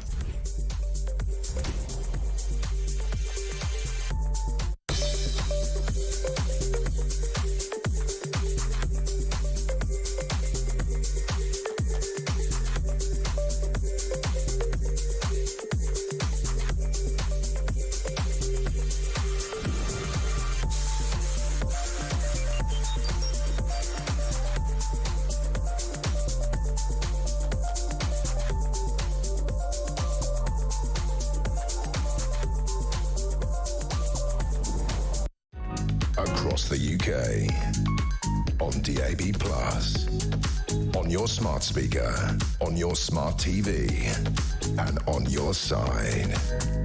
This is Talk.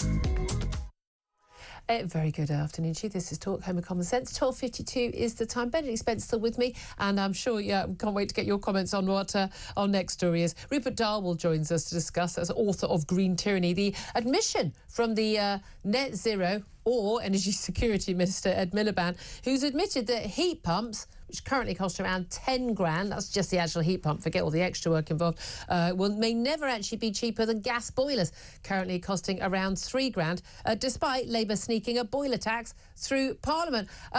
Rupert, I mean, this isn't a revelation to anyone paying attention, is it? Of course, these things are never going to be cheaper to buy or to install. There's also the small point, which doesn't like to mention, they don't actually work very well either, do they?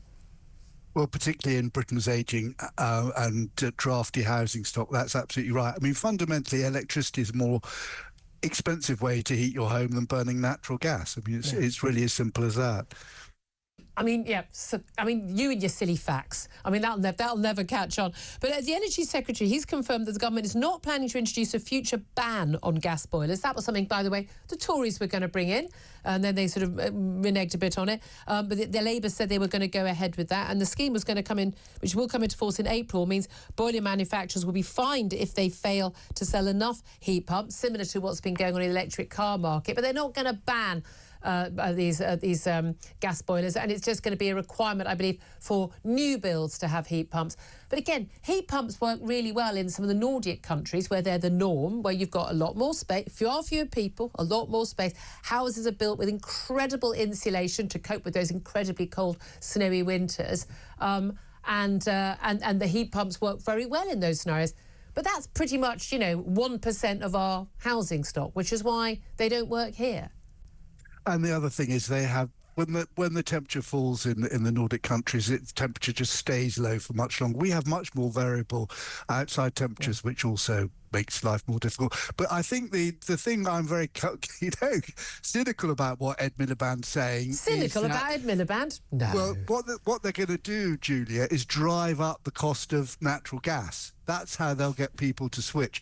Because under the net zero plan, what you'll have is the government has carbon emissions allowances, and it reduces the number of those allowances, which drives up the price. So we're going to have vertiginously expensive natural gas. So people will say, well, it'd be cheaper for me to do it. That's what they've done that with fuel duty. People thought it was cheaper to get an electric car. And of course, as soon as then people move from diesel and petrol cars to electric cars, they then make sure that price goes up. But here's the thing: we've already got the highest electricity prices pretty much in the world. Domestically, for domestic use, electricity is 3 times the sort of the average in most countries. In terms of businesses, it's 5 times. What a surprise. People can't afford to run businesses and manufacture in this country.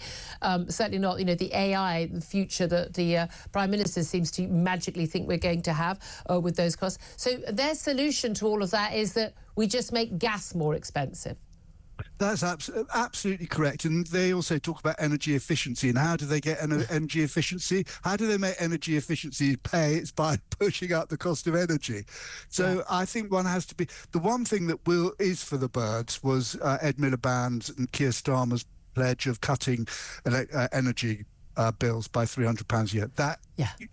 As long as we remain on this court, on the net zero escalator, energy costs are just going to go up and up. And again, you can't run a successful company. You can't grow 0.1% growth in GDP in the last quarter. I mean, well done, everybody. We're not in recession. I mean, it's pathetic. But it's going to get worse before it gets better, certainly. I've always thought the Labour are going to end up dropping below these targets the way that as we got closer and closer, the Tories did. I'm not sure they're sensible enough to do that, which is a very, very big worry. And of course, we've had Kemi Badenoch saying that Tories have made errors on all of these things, but and things like net zero, but they didn't have a plan in place to reach those targets. But of course, it's the target that's the problem, not everything else. Yeah, I think Kemi Badenoch saying she's a net zero skeptic it doesn't really wash anymore. I mean, you basically have to say net zero was a mistake, and you have to say we need a new policy. We need energy realism. We've got to put energy affordability and energy security right at the centre of what we're going to achieve. Used to be a basic fundamental until everyone went insane. Thank you for your sanity, Rupert Darwell, author of Green Tyranny. Very quick word from Benedict Spence on this. I don't know why you criticise me for being so negative when this is our government. These are the policies that we have to sit with. Why should I be anything other than negative, frankly? You're one of those young folk trying to make a future. But again, I can understand people go, I'm off to America or somewhere. By the way, breaking news. Home Secretary Yvette Cooper has just announced a plan. Is going to announce a plan to implement local inquiries into grooming gangs.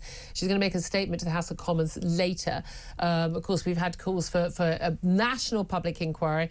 I wonder whether a local inquiry is really going to... We've had them in Rotherham and in Rochdale, but I think a lot of people have said that's just not going to be far enough to join the dots. But Ian Collins has just joined us. Ian, what do you make of that? Well, it is a reverse ferret, isn't it, from the government? No doubt about it. And they've just sort of had to find a way to word it that sounded as if they hadn't changed their mind. And that's gone a busy news day. Do it, and also do it on a local level. And I think people will join the dots, though. I think everybody else will join the dots. Rotherham MP Sarah Champion, she had called for local inquiries to report back to the central government. She's tweeted that it looks like the government is accepting my 5-point plan to prevent child abuse.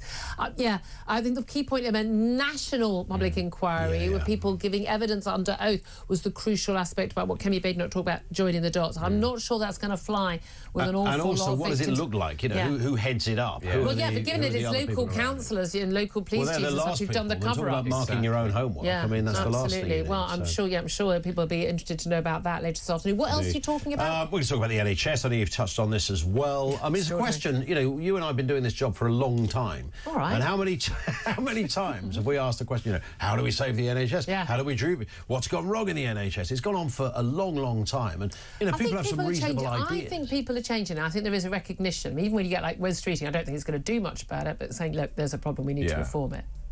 Yeah, but saying it and doing it are two